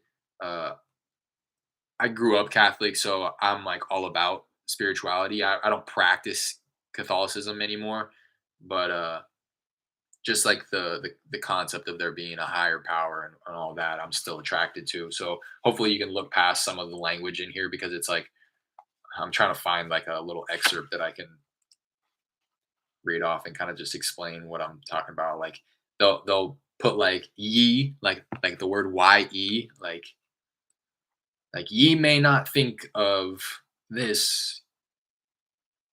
Anyways, it's a good book. I recommend it. Like I said, I read it like 4 times already. Um, and I think that I will always continue to turn back to it just to draw inspiration and get myself back in that mentality. Same. That's why you're going to be rich, bro. You keep going at it every day. Appreciate that, Brian. Same to you, bro. Absolutely. Just the consistency and the mindset and the knowing of where you're headed, where I was getting ready to go. And this is something me and my girl talked about earlier, is just what I had read earlier in those 10 pages is all about gratitude was today. And not only being grateful for what you currently have, but being grateful for what it is that you know you will attain, right? And thanking God, thanking whatever, if you believe in any type of higher being, giving thanks to that higher being, knowing that they are going to provide to you what it is that you desire. So, for me, it's being able to take care of my mom, being able to be an outlet, a financial outlet for friends and family, to be able to feel comfortable bringing me expendable money, knowing that I can give them a good return on their investment, setting my family up nicely, getting a nice sized backyard for my dog. And then, I also have some material desires as well. But when talking to God, the book references there's no need to ask God for these things every day, and because one, He already knows that you want these things, and two, He knew that you wanted these things before you even realized that you wanted these things. So there's literally no reason to ask Him for these things every day.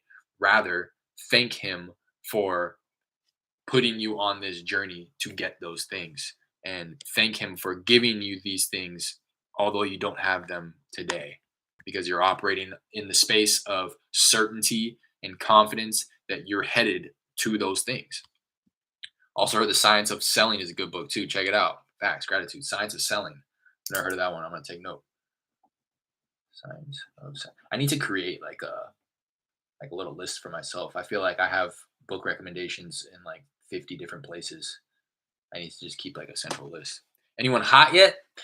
I wouldn't say hot. I had two good follow-up conversations.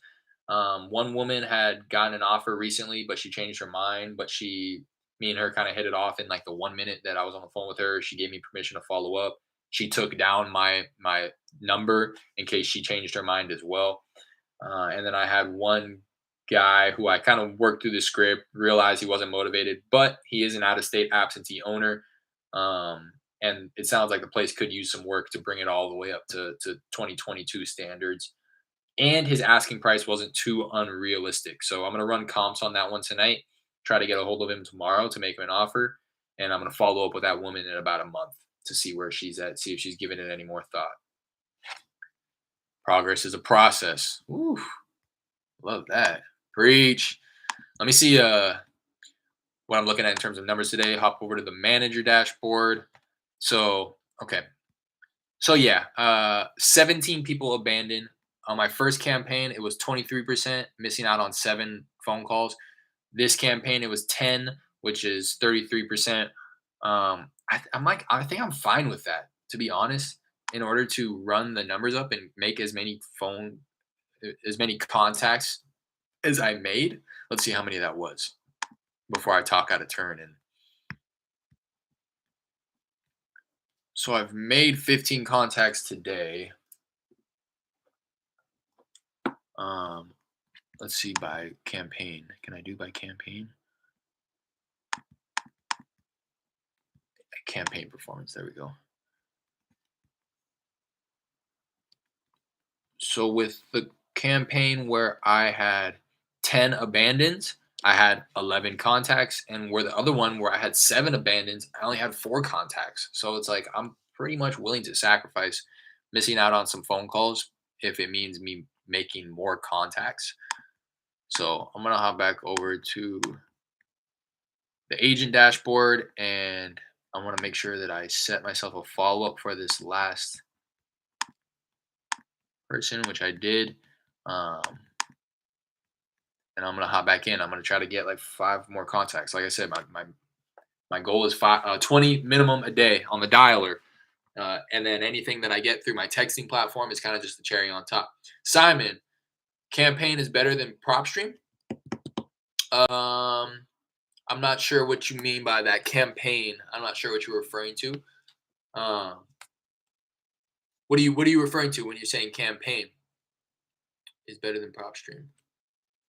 Yeah, elaborate if you would, Simon. I'd love to help try to help point you in the right direction based off my personal experience, but I'm not sure quite what you're referring to. So if you can elaborate, I'd love that. I'm gonna be right back. I'm gonna get a glass of water. The dialer. So PropStream isn't a dialer, so it's not really comparing apples to apples. What I'm using for a dialer is Call Tools. Um, Call Tools is the dialer that I'm using. I have used in the past Mojo dialer. If you were just starting off and you were asking me what I think you should do, I think you should do Mojo dialer. I kind of regret making the switch to Call Tools. I think I was just trying to get too cute about it. Call Tools is pretty robust. It's really meant for a team, in my opinion, because it provides a bunch of features that are free that a lot of other dialers, like Mojo Dialer, is going to upsell you on and charge you for, like call recording or adding another agent to your license to be able to have them call at the same time as somebody else. With Call Tools, you can have unlimited amount of people for free, a limited amount of agents. Whereas with Mojo Dialer, you have to pay per agent. If you want to dial, I think it's like $130 or 150 maybe for a triple line dialer at Mojo. If you want two people calling off of two triple line dialers, it's going to be 150 times two. You're going to have to pay $300. Whereas with Call Tools, you just pay the monthly and you can have unlimited amount of people. So again, that's why I say it's really set up for a team. But for Batch Dollar, it's 100 extra for another agent. Found it out today. Yeah, so exactly. Batch Dollar, that's something that I've looked into as well, that I may consider switching over to and trying out, since I've kind of used I'm in the batch ecosystem, if you will. I use um, batch skip tracing and batch leads. So Call Tools are probably the best for sure for a team. Yeah. Yeah. All those that you hear about, like Zen Call Tools. I'm not sure if some others, but yeah, it just has so many. I'm just really touching the surface. They have another one that's called like Call Whispering, I believe it's what it's called. So like if you were managing a team, you can you can hop into the phone call while your agent is dialing and on a conversation on a phone call. You can hop on the call. The seller won't hear you, but your agent will, and you can literally coach them while they're on the phone call. I've never done it myself, but that's another free feature I believe, um, for Call Tools. But Simon, are you just starting out? Just kind of curious as to where you're at in your process, in terms of real estate.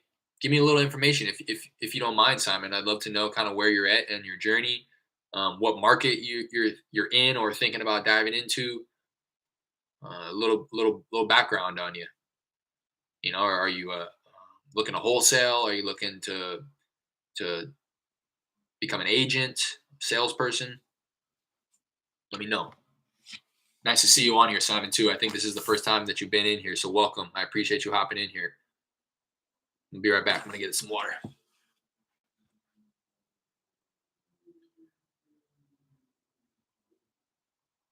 Jeez.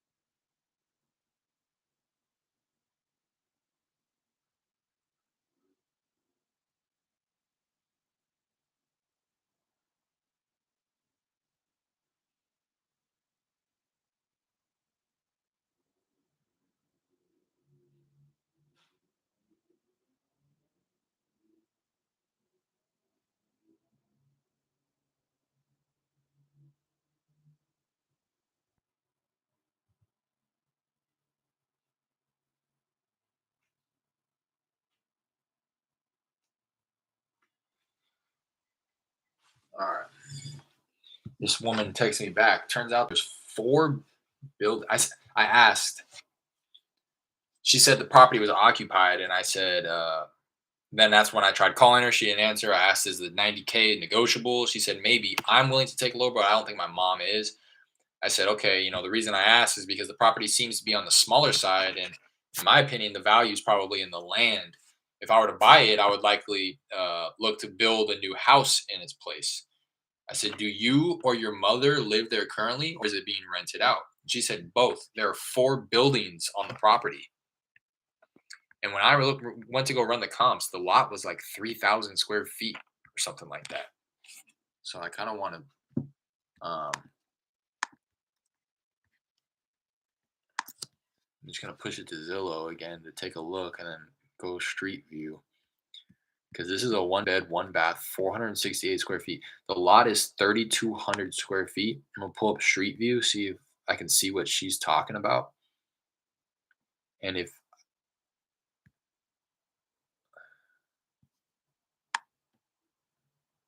it doesn't look like 468 square feet, that looks a lot bigger.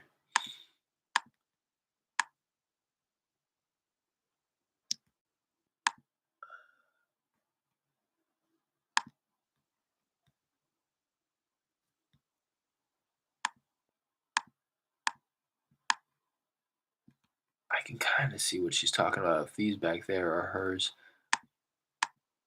Yeah, I can see 3 at least. This may be an old picture. Maybe they. Gosh, I don't even know how to ask. Both. There are 4 buildings on the property. Okay. Let's see one. Say I see one that is 1 bed, 1 bath, and 168 square feet.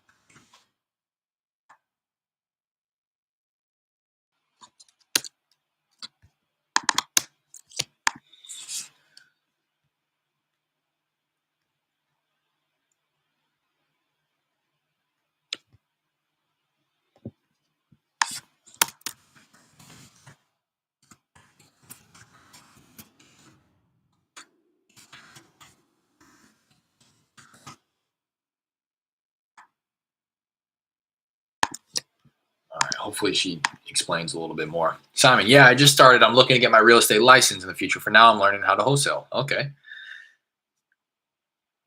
Okay. Nice. What market are you in? What market are you in? And yeah, I just started looking to get my real estate license in the future. For now, I'm learning how to wholesale. Okay. And it sounds like you're in the learning phase of everything, which makes sense as to why you're asking. What do you do exactly full time? I'm not full time in this. I just work gigs. I deliver food to pay the bills, and I'm trying to pull myself out of a hole to be able to do this full time. I'd love to do this full time. So for now, I'm just trying to stay consistent so that when I do go full time, it makes sense. The pipeline is filled and all that good stuff, so that I can kind of hit the ground running. Let me I'll hop back into the dial. I try to get a couple more contacts in.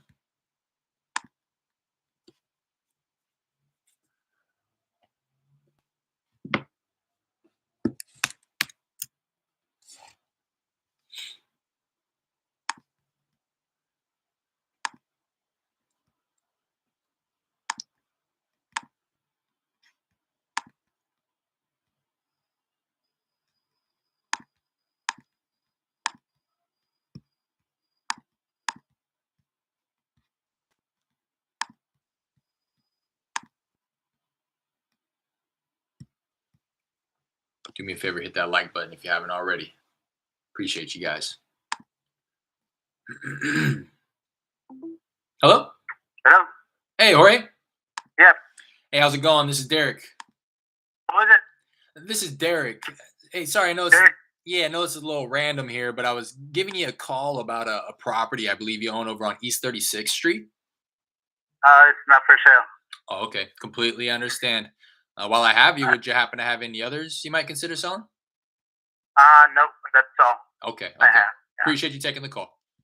I will. Bye now. Bye-bye.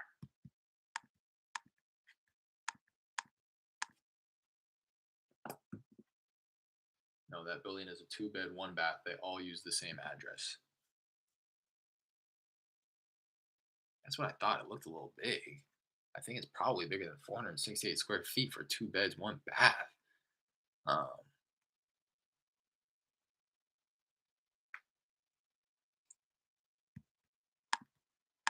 Hey, this might be one that I, depending on how much more information I can get, try to set an appointment for if you're willing, Jared.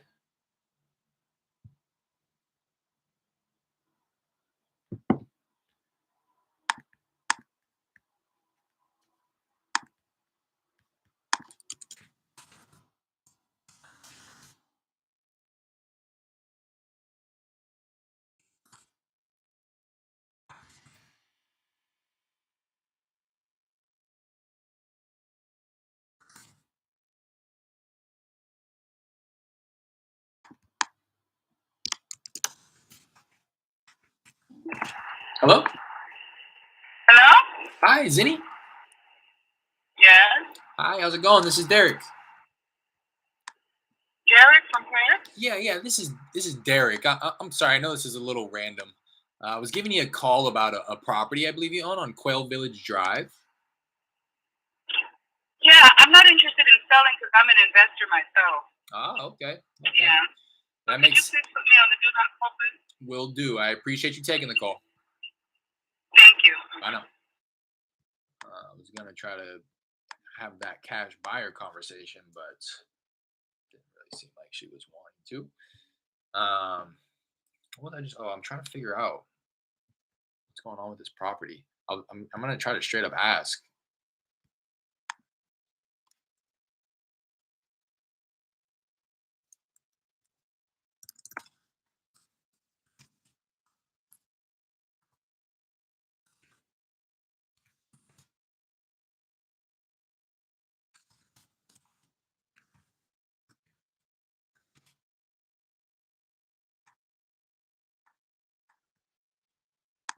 I mean, it's just probably not a lead. Again, this goes back to that conversation that me and Jared were A message and I'll return your call. talking about earlier. The fact that there's so much going on with it, it's just going to make it unattractive to a buyer unless I can get it at lot value. So I kind of already planted the seed in that regard earlier. So it may just be me, doing what I said I wanted to do with the other guy. Try to get her on the phone, build a little rapport, and just be able to communicate to her why I'm offering what I'm offering in hopes of opening her eyes a little bit. But what I asked right now is if the buildings that were on that lot were built with proper permits, just out of curiosity.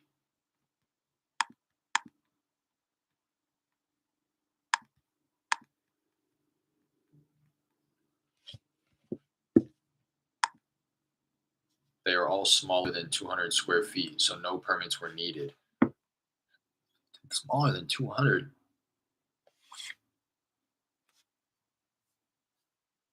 How are these people living? What happened? Didn't hear. I heard appointment. I was just saying for this woman, I'm going to try to dig out a little bit more information. It may be something that may be worth going on an appointment, but I don't know. The more she talks, it's just I'm revisiting that conversation we were having earlier about if it's not to me, if it doesn't seem like it's going to be attractive to a buyer, it may not be one worth really spending time on unless we're able to get it at lot value. So, which I don't think would be too far off of her asking price. I mean, it would be about half probably of her asking price. And even then, it would be for like a kind of a smaller assignment fee, and it's owner occupied. Both her and her mother live on the property in two different houses, three structures that were not built with permits. Apparently, she didn't need to get permits because there were such small structures. Uh, I don't know. It just seems like more of a hassle than anything else. Oh yeah, for sure. Any others, just let me know. Yeah, I will for sure.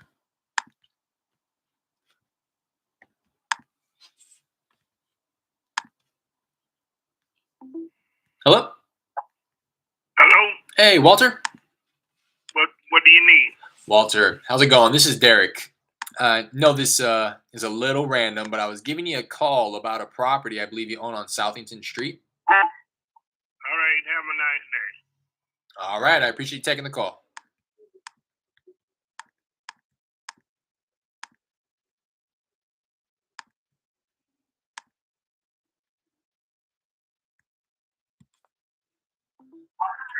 Hello. Hello. Hey, Daniel. What number? Oh, sorry about that.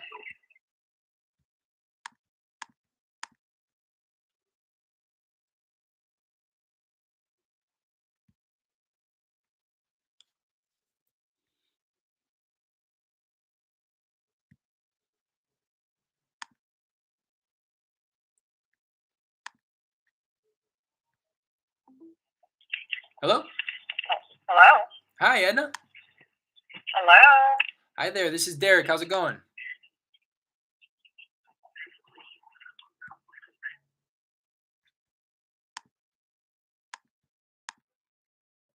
Tagging her no contact, and I will give her a call again whenever she pops back up on the list. Uh, I just felt the need to let the conversation breathe right there for a second.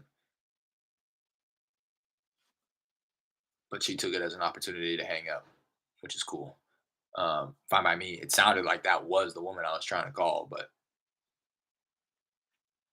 she hung up in kind of an obscure point in the conversation. Maybe she was just wise enough to know that she had no idea who I was and that she does not know me. Although I'm trying my very best to convince her that I live right next door. I'm the new neighbor. Hello? Can I help you? Hey, Mr. Moore? Can I help you? Possibly. This is Derek. I was giving you a call about a property I believe you own on Rose Rock Lane. Can't help you.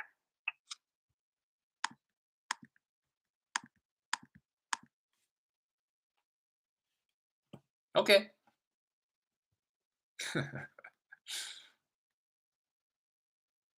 All right. Talk soon. See you, Mr. Moore.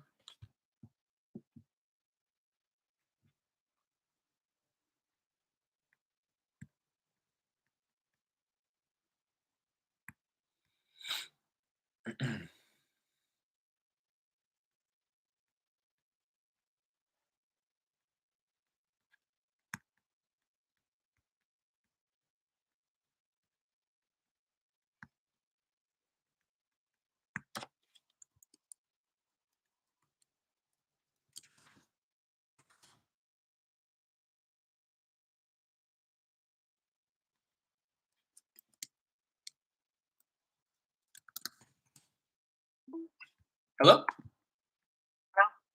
Hi, is this Lucio? No, who is it? This is Derek. I'm sorry, is this Miss Perez? Yeah, who's this? Hey, this is Derek. Hey, I was, no, this is a little random, but I was giving you a call about a property I believe you own on South Victory Drive. Oh, I'm not interested in selling them. Oh, okay. Completely understand. Thank you. Thank you. Have a good one.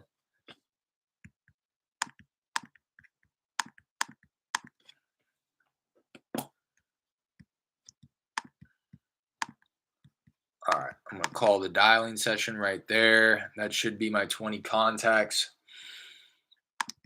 I'm going to double check. 19? What? No, let me refresh. 19? All right. Let me hop back in.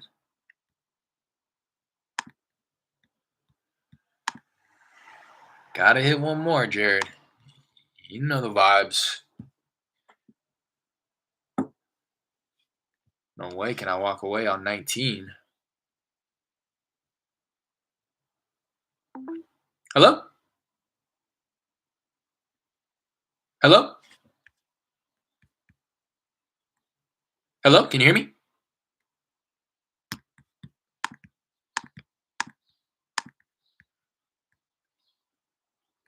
Hit 21. Oh.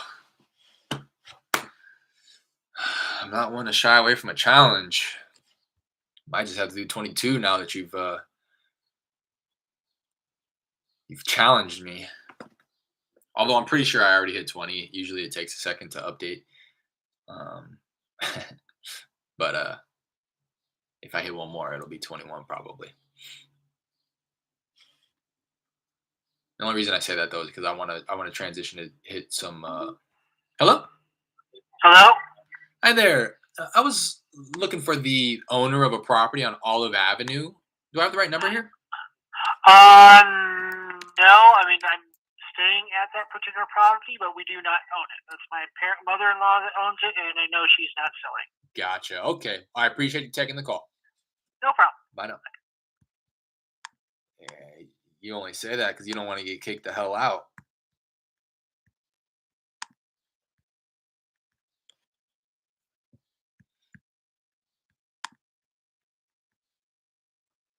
I don't blame them.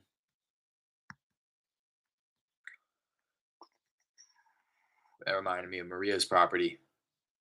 The tenant on one of these properties here that's under contract was like talking to Raina, and she was trying to tell her and coordinate a time to get in there so that we could take some pictures. And she was saying why we need to get in there. We need to verify the condition of the place. And she started talking, oh, well, the place is in horrible condition. You don't want to buy this place. The floorboards are, warped. This is mold, this and that and this and that. You don't want to buy this place. It's like, okay, well, we'll make that determination.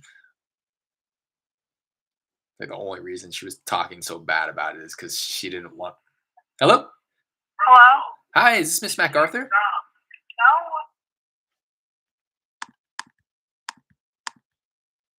Because she didn't want to get kicked out or move or whatever.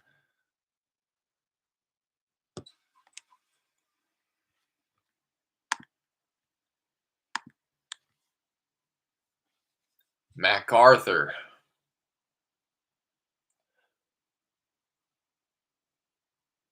What song is that?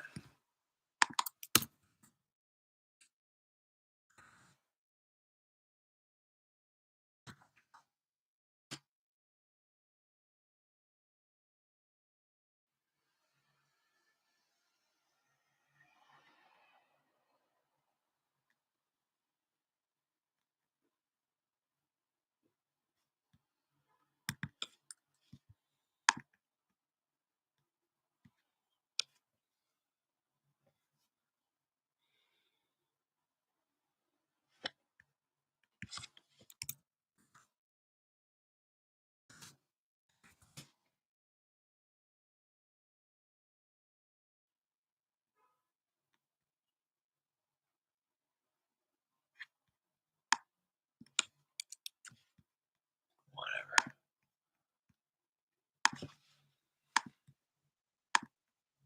Yo, what's going on, Emilio? What's going on? What's going on? What's that?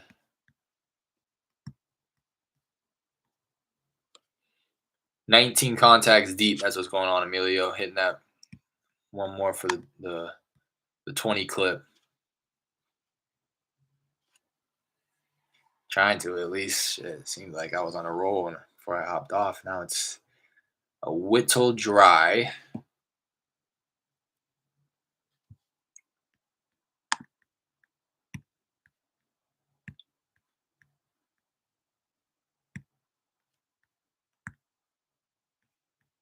Appreciate you for hopping in here, Emilio. Same with everybody else who looks like just hopped in here. Appreciate you guys. Do me a favor, hit that like button before you leave. Hello? Sí? Hi, Virginia. No. Oh, I'm sorry. I was looking to get a hold of the owner of a property on North Robertson Streets. Do I have the right number here? No, I don't know. I'm sorry. Oh, I'm sorry about that. Okay, bye. Bye now.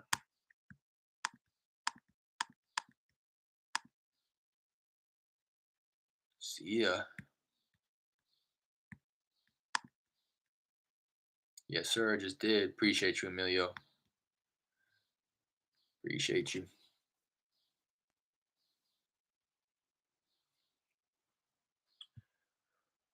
Oh, God, I haven't eaten hardly anything today. Was trying to squeeze in these 20 contacts before I took the lunch break, but now I don't even know if I'm going to have lunch, to be quite honest. One of those days. I might just go straight into the follow ups for the day, then eat dinner, then work on the dispo of these properties for the rest of the night. Yeah. I'm just gonna make this woman an offer too. I'm just gonna communicate why it is that I'm offering what I'm offering. I'm gonna say, well, yeah, with those buildings being that small, and um, hello, Bueno, hi, Miss Ruiz. no English. Oh, uh, me llamo Derek. ¿Quieres vender tu casa en el calle Lynn Circle? No, No, no, okay, okay. Oh, lo siento. Gracias. ándale. What's up? You guys like my accent or what?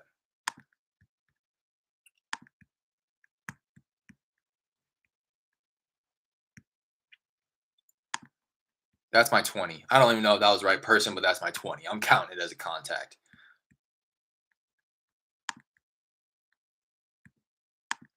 Let me see the quick reports. 21 contacts. I knew it was just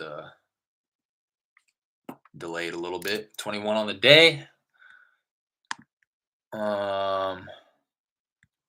Let me communicate this offer to this person. I'm gonna say I'd probably be in the ballpark of like 30 to 40, to be quite honest.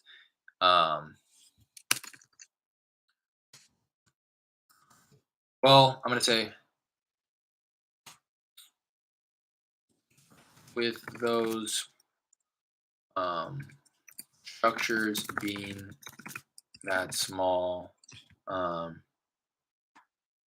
that size, the structures being that size, I still am looking at this. Um,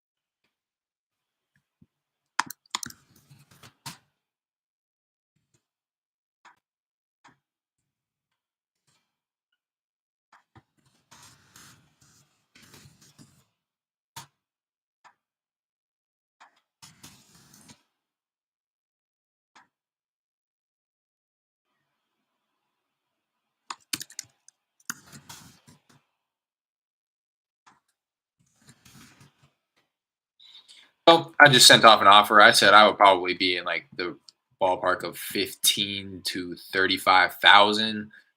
She said she's gonna go ahead and relay that to her mother, but that she'll probably decline. And I said, yeah, and I understand. I know it's far from your asking price, but that's, I think, where it would make the most sense for me as an investor. That's an offer where we would take care of all the costs, fees, the commission. So it would just be a net cash offer in your pocket. We could even help you and your mother relocate if that's something that you would need help with. She said, okay, I'll definitely talk to her. And I said, all right, please feel free to reach out if you want to learn more about the offer or the process, or if you just need any real estate help in general. Even if I can't help you myself, I'll try to point you in the right direction. She says, perfect, we'll do. So now I'm going to go ahead and place her, or tag her rather, as offers. And this is going to have her, and I'm going to delete the tag of not interested because I think she's interested. She just has a high asking price. So now she's tagged as high asking price and offers. Offers will have, let me make sure I saved that, which I did. Offers will have her being texted automatically in 3 days, I think. Let me pull the campaign up. It's like a replied campaign is what it's referred to. So anytime that we've already been talking and now I want to place her in an appropriate bucket where she gets followed up with automatically, excuse me. So I placed her into the offer, which is I have made an offer, but they have not accepted it. And she's going to get texted for the first time in 10 days, which is, hey, just following up on the offer that I made a few weeks ago. If you want to talk about the offer or anything regarding the process, please reach out. Half hour later, if there's no reply, it just as a reminder, we can take care of the closing costs. If you're happy with the offer, let me know. 2 days goes by, I will manually call. If I'm unable to get her on the phone, then 2 days later, she's going to get another text, hey, don't want to bug you. You get the idea. And this is like a pretty lengthy campaign. These are the spread. 10 days, 35 minutes later, 2 days later, 2 days later, 2 days later, 4 days later, 4 days later, 10 days later, 7 days later, 7 days, 14 days. So the length of the campaign is quite long. But it's only going to go through that full thing if I never am able to have her reply or answer the phone or any of those things. So do that shit. Do that. This shit is going to pay off. Trust me. Oh, I already know, Emilio. Jared's crying, laughing. I never know what you're laughing at, Jared. I'm always catching it late. That's what I've been doing with a lot of my leads, been just getting straight up offers with clear justification on why.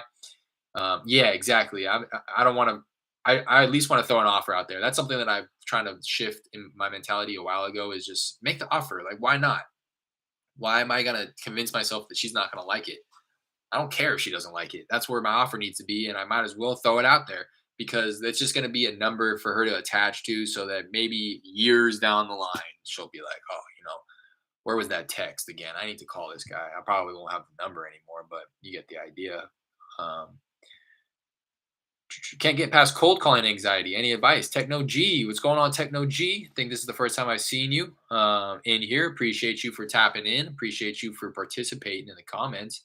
And I'd love to see you in future streams. In terms of getting past cold calling anxiety, nothing to it but to do it, man. Or woman. I'd imagine that looks like I can't really tell your avatar, but nothing to it but to do it. I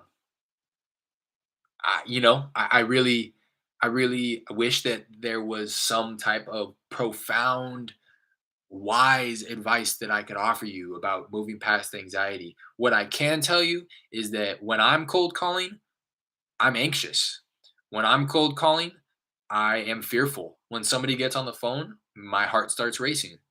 And I say that because hopefully me saying that, has you at the understanding that when you watch me do these things, it's not like I'm invincible or have this, the thickest skin of anybody on the planet. It's like I still feel these things. I just do it anyways. I say that on a lot of my videos. The only thing that separates the successful from the unsuccessful is the successful people felt fear, felt anxiety, and they did it anyways. Nothing separates a successful person from an unsuccessful person other than, that, and I'm sure a few other things, but it's not like oh, a successful salesperson was born with this God-given ability to have the thickest skin on the phone and not let anybody affect their day. It's not the case. They're feeling everything that you're feeling. They just do it anyways. So hopefully that provides you some like peace of mind in watching me. If you were some for some reason under the assumption that like I fall under that category of like somebody who, oh, these people just don't even bother him, like he'll get cursed out and he just it bounces right off of him. It's not true. It gets to me. I feel it. My heart races every time somebody answers the phone, so but I don't let it stop me. I don't let it stop me from making the next call. And that's what my advice would be is really just to do it, and I've felt the need to kind of elaborate a little bit because when I say just do it, nothing to it but to do it. It makes it seem like, oh, he's just like saying that, like, yeah, obviously, but that truly is the answer. Um, Technical, I have advice. What is your why? That's another great point, Emilio. Holding your why, holding that image of why it is that you're doing this in the first place in the back of your head when you get on the dialer. Um, I do that quite frequently as well too. Every phone call, remind yourself in between phone calls, draw back upon your why. Why am I doing this? Oh yeah, I want to take care of my family. Oh yeah, I want to make sure that my mom is in a good position so that when she grows old and falls out of good health, that I'm able to take care of her. Is that worth hopping on the phone with somebody and having them curse you out when you're never going to see this person face to face? You're never going to meet them in your entire life? To me, the answer is yes, it's worth it. So I love that, Emilio, that you brought that up. What's your why? Love your work, John Lee. Appreciate you. I had an old coworker named John Lee. Um, your name just reminded me, John. Appreciate you for hopping in here. I believe this is the first time I've seen you in here as well. So thank you for hopping in here. I love that you guys are hopping in here. Do me a favor. If you do take anything away from it and yeah, you want to support, do me a favor, hit the like button on this video and subscribe to the channel. I got a goal for myself to hit 200 subscribers. It was 250. I kind of lowered the bar because I'm nearing the end of the month here, but my goal is now 200 by the end of March. So I believe I was at 175 before the stream here. So about 25 more. So I'd appreciate it if you guys showed support. Yeah, offers need to be made. Facts. We have a goal of 3 offers a week. Love it. It's all numbers game. Facts. Yeah, if they do not like the offer, we do not need to be doing business. Exactly. Exactly. You hit the nail on the head there, Emilio. If they don't like the offer, it's probably because they're not motivated and they don't really need your help anyways. Just do it like Nike. But to go back to that, a lot, you'll find that people do need your help, and that's why the number kind of doesn't matter. You'll hear like the pros say that like the numbers don't matter. They can ask for $1 million, but if they need my help and I'm the one who can help them, they'll come down back down to earth eventually. So that's not going to prevent me from making an offer. Um, why did I say that? Yeah, exactly. And they could ask for $1 million when their property is worth half that. But if they're motivated, they will reduce their asking price. You know what I mean? It's value is what a ready, willing, and able buyer assign. Your property is worth what a ready, willing, and able buyer is willing to offer you for it, and that's anything, any transaction, any trade. The person who's selling the thing doesn't dictate how much it's worth. The person who's buying it does. So that's why I've been using. I took this away from Brent Daniels, acquisition manager, on one of his videos. He referred to not oh, let me run my numbers and get you an offer. He'll say let me run the numbers and determine what your property qualifies for. So I dropped that a few times today for the first time, and I think I'm going to continue doing so. Um, it's not saying like I'm gonna get you a number and I'm gonna lowball the shit out of you and I'm gonna throw out this crazy low number and that's what my offer is gonna be. That's what an offer sounds like, kind of like has that negative connotation associated with it. But when you say figure out what your property qualifies for, to me, it has a positive connotation associated with it, and it leads the other person to believe, at least if that was told to me, I would believe that the person who said that is not going to lowball me. They're actually going to try to get me the best offer because if my property qualifies for this, that's what they're going to try to offer me. So that's kind of the mentality I'm in. Just do it like Nike, says Jared. Derek's why is why it does not matter. He has a clear goal. Matter does not matter. Derek's why is why it does not matter. He has a clear goal and trust he's going to do it anyways. Yeah, facts. Are you on Instagram? I'd like to partner up. Simon, yeah, check out the links in the description. My Instagram page is down there. Connect with me there. The best way to get a hold of me is going to be on Discord, which is the other link down there. We'd love for you to hop in there, start sharing your journey, Simon. Since you're just starting out, there's going to be a few people in there that are going to be able to help point you in the right direction. Just started putting up some resources in there as well for you guys. So hop in there. Hop in there. It's free. Start to connect with other like-minded individuals, other wholesalers, other realtors, anybody in the industry, and connect. That's what the goal of it is. Fellow wholesaler here out in Seattle. Okay, John. Nice. You're doing it in your backyard too, Seattle? That's what I'm talking about. Never really. I don't hear too many people doing it on the West Coast. You know what I mean? This is kind of like a Midwest, East Coast, South type of game. You know what I mean? Or at least that's what the type of people. Aside from Arizona, you hear everybody and their mom out in Arizona doing this. But I guess now that I'm taking a step back, you'll hear people doing it in Utah. That's a big one. California, I know people do it out here. So I bite my tongue. I take that back. But Seattle, I've never really heard.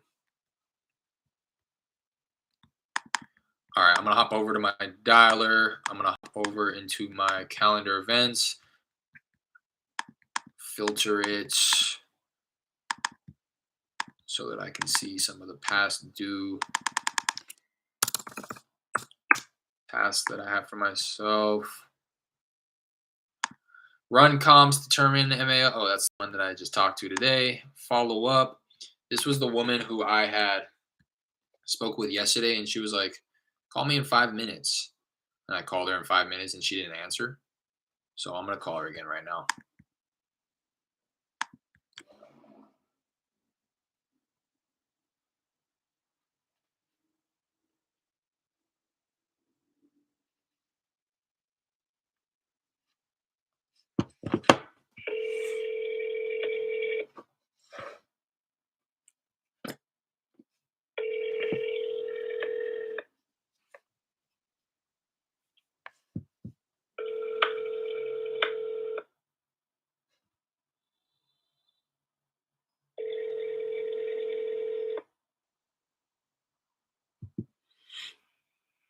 Hello, we are not available now. Please. Hit it with the double tap.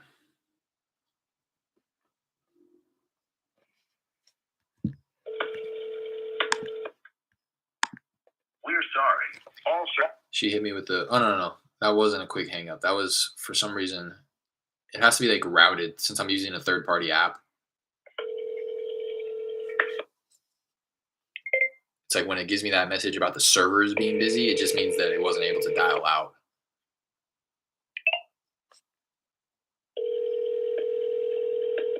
Bueno. Hi, is Miss De La Garza? Uh-huh. Hi, how's it going? This is Derek. We had spoke yesterday. I think I had caught you at a bad time. Hoping to connect with you today about your property over on Sadler Street. No, I'm not selling. Oh, okay. Completely understand. I appreciate you taking the call. Okay. Bye now. Not interested. Save. Delete the task. Boom.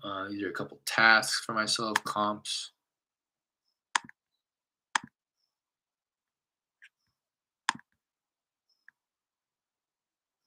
All right, this guy, I haven't really.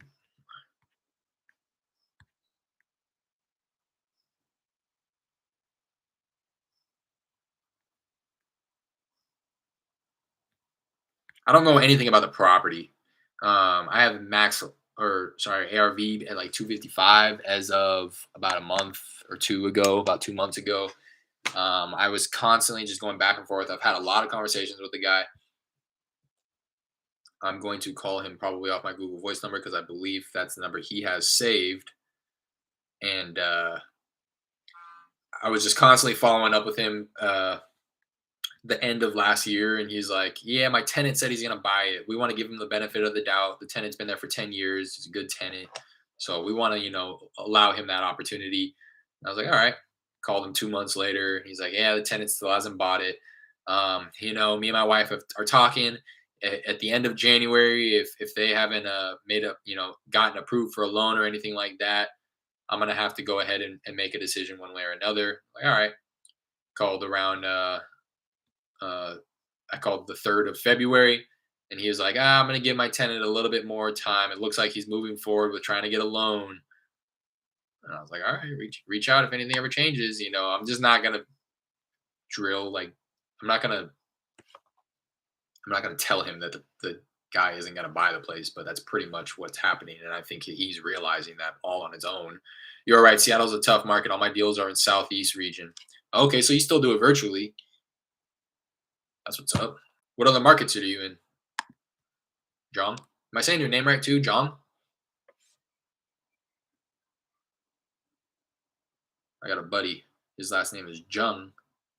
I don't even think that's how you pronounce it. I think it's technically like Jung, but we call him Jung. Who am I calling right now? Oh, this gentleman.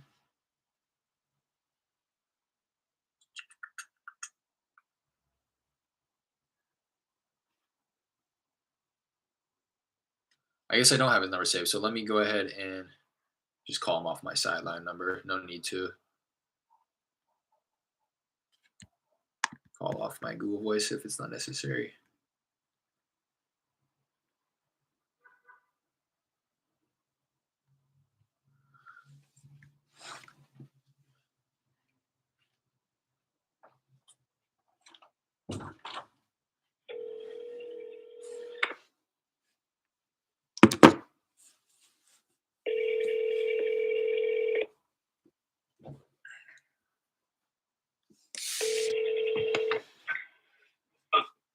Hey, Jesse, how's it going? This is Derek. Hello?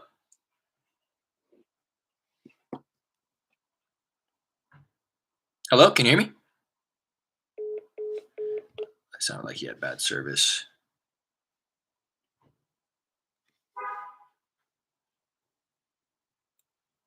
Give it a couple seconds before I call back.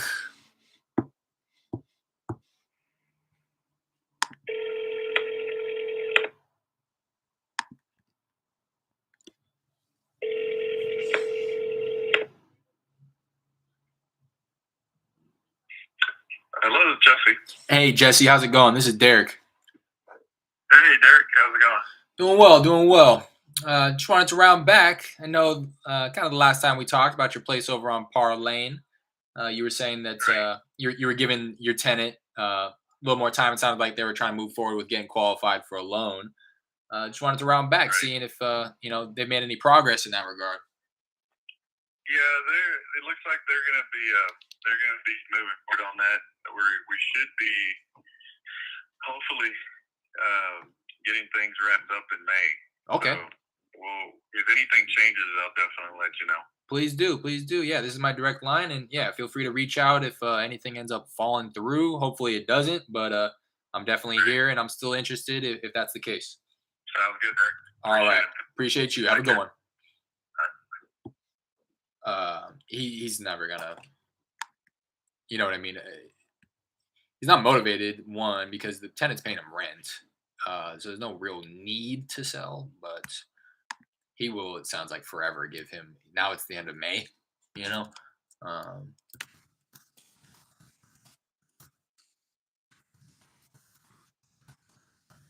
gonna buy that property.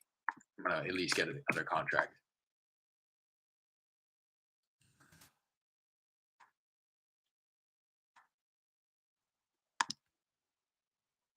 He doesn't know it, but that's mine.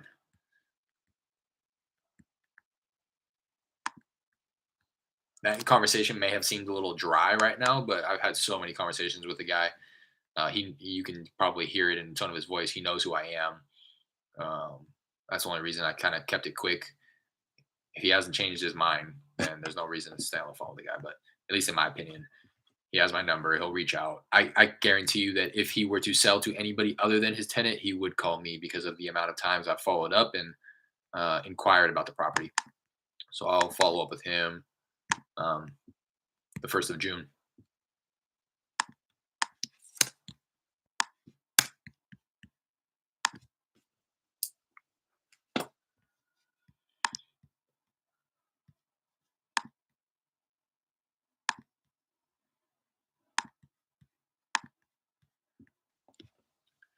Yeah, that's perfect. I just closed one in Birmingham and one in Memphis. People are a lot nicer there. Yeah, I bet. People on the West Coast.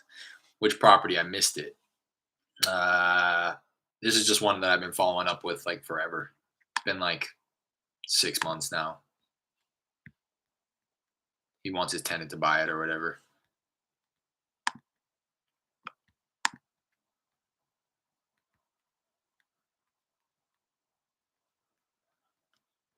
Give this guy a call. His name is Jared.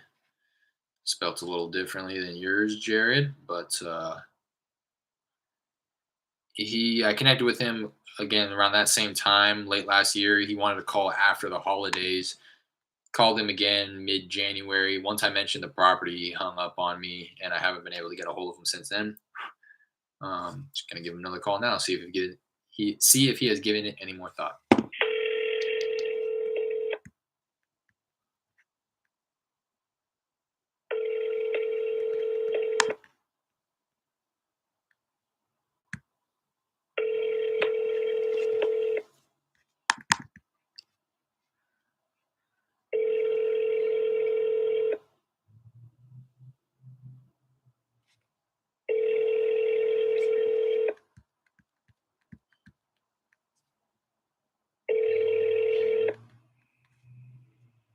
You reached 832-4125.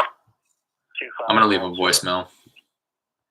At the tone, please record your message. When you've finished recording, you may hang up or press 1 for more options.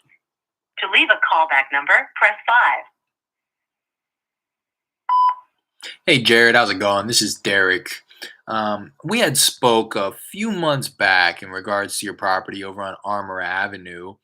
When we initially connected, it didn't sound like it was the best time for you, but you had let me know that you might have some interest in selling in the near future. So just wanted to round back, reconnect, see if you've given it any more thought to possibly selling that place over on Armour Avenue.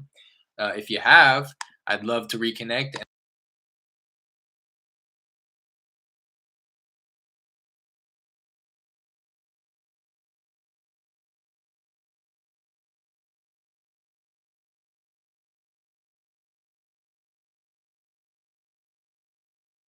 I'll talk to you soon. The reason I just left him a voicemail as opposed to calling him twice, he's just not a very motivated lead, and to be honest, not really a lead at all. Only reason I'm following up is because when I initially connected with him, he said he may be interested in selling in the near future.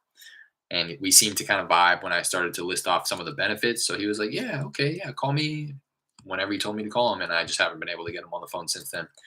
Let's say child left voicemail. I'm going to text him too. Texted.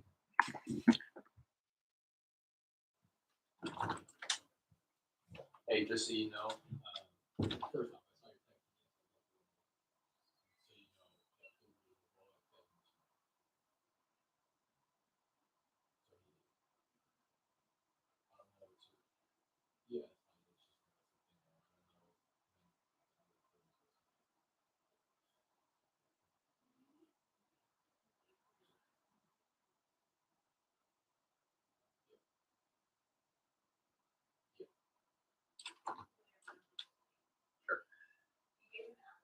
yeah.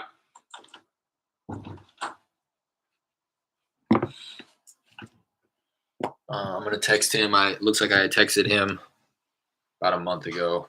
I'm not gonna text him. I'm not gonna text him. I just try to use these type of follow-up tactics sparingly, so that I'm not calling him 3 times, leaving him a voicemail, and texting him every single time. I will if the lead's hot enough, but this guy is just like kind of said that he may be interested in passing, and it's not really highly motivated anyways. But I'm going to go ahead and refresh this.